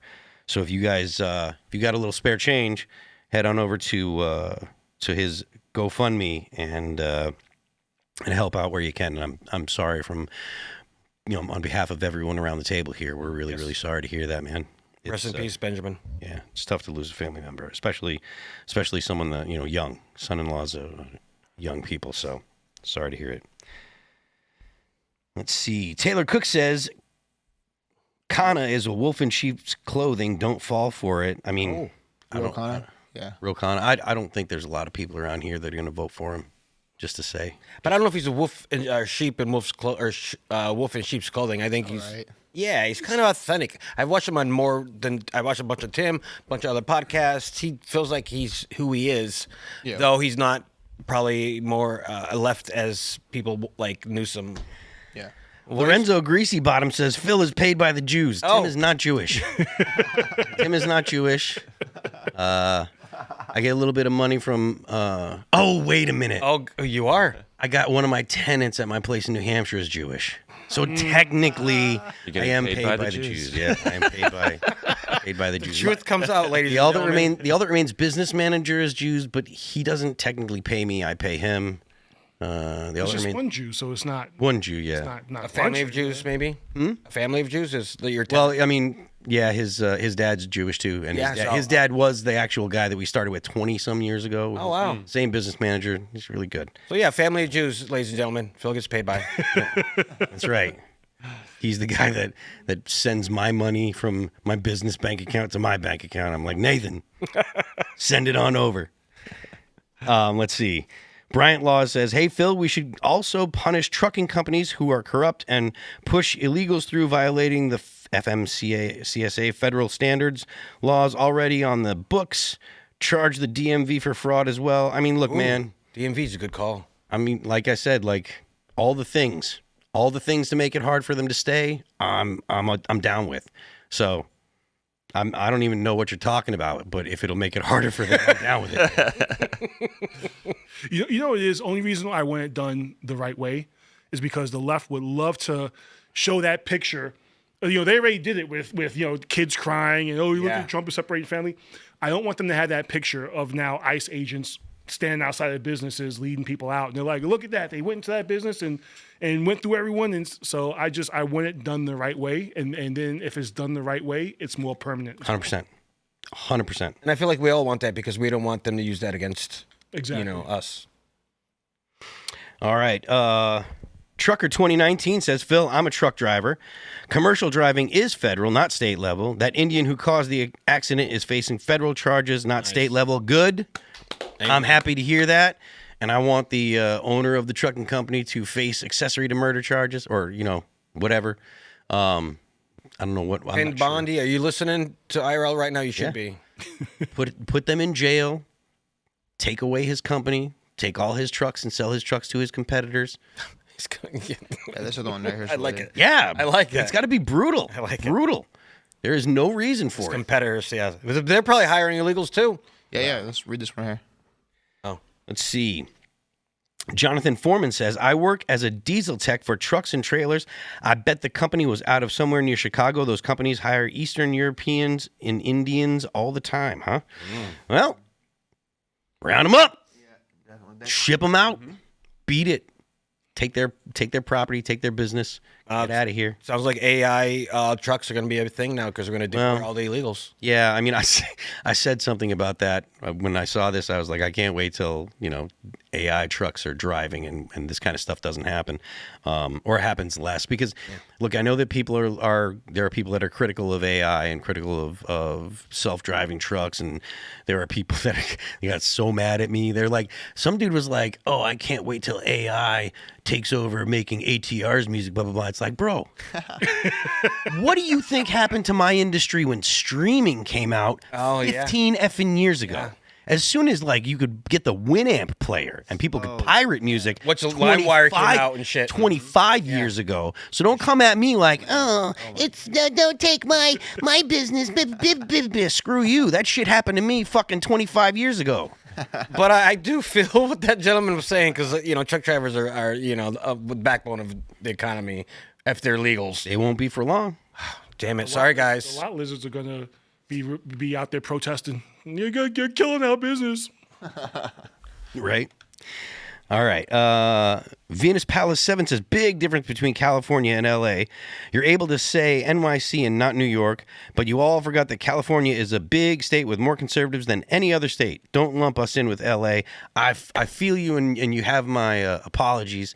Look, the part of the reason why people kind of assume that it's all Democrats in California is because of the fact that they've had a Democrat government, their House and Senate or whatever their state versions of that are, and they've had Democrats in office forever, and they always vote for Democrats in the national elections, and all of those things are probably why people make those assumptions. So, but you do have my apologies. I'm aware that there are a lot of Republicans out there that hate the fact that they're lumped in. So. Listen, I get it. As a New Yorker, I completely understand. And I live in a very red county, in a very red town. So I get it. However, it's still your state. So you got to eat it. Yeah. I hear when they talk about New York and they're like, oh, you need to cut off New York from the rest of the country. Listen, I get it. But you got to eat it. Yep. Yeah. Last one. Igbales says, don't forget that Newsom is Pelosi's nephew. That is who he learned everything from. Look, Pelosi's an extremely talented political animal as well. She wouldn't have stayed in office for as long as she did, and she was the speaker.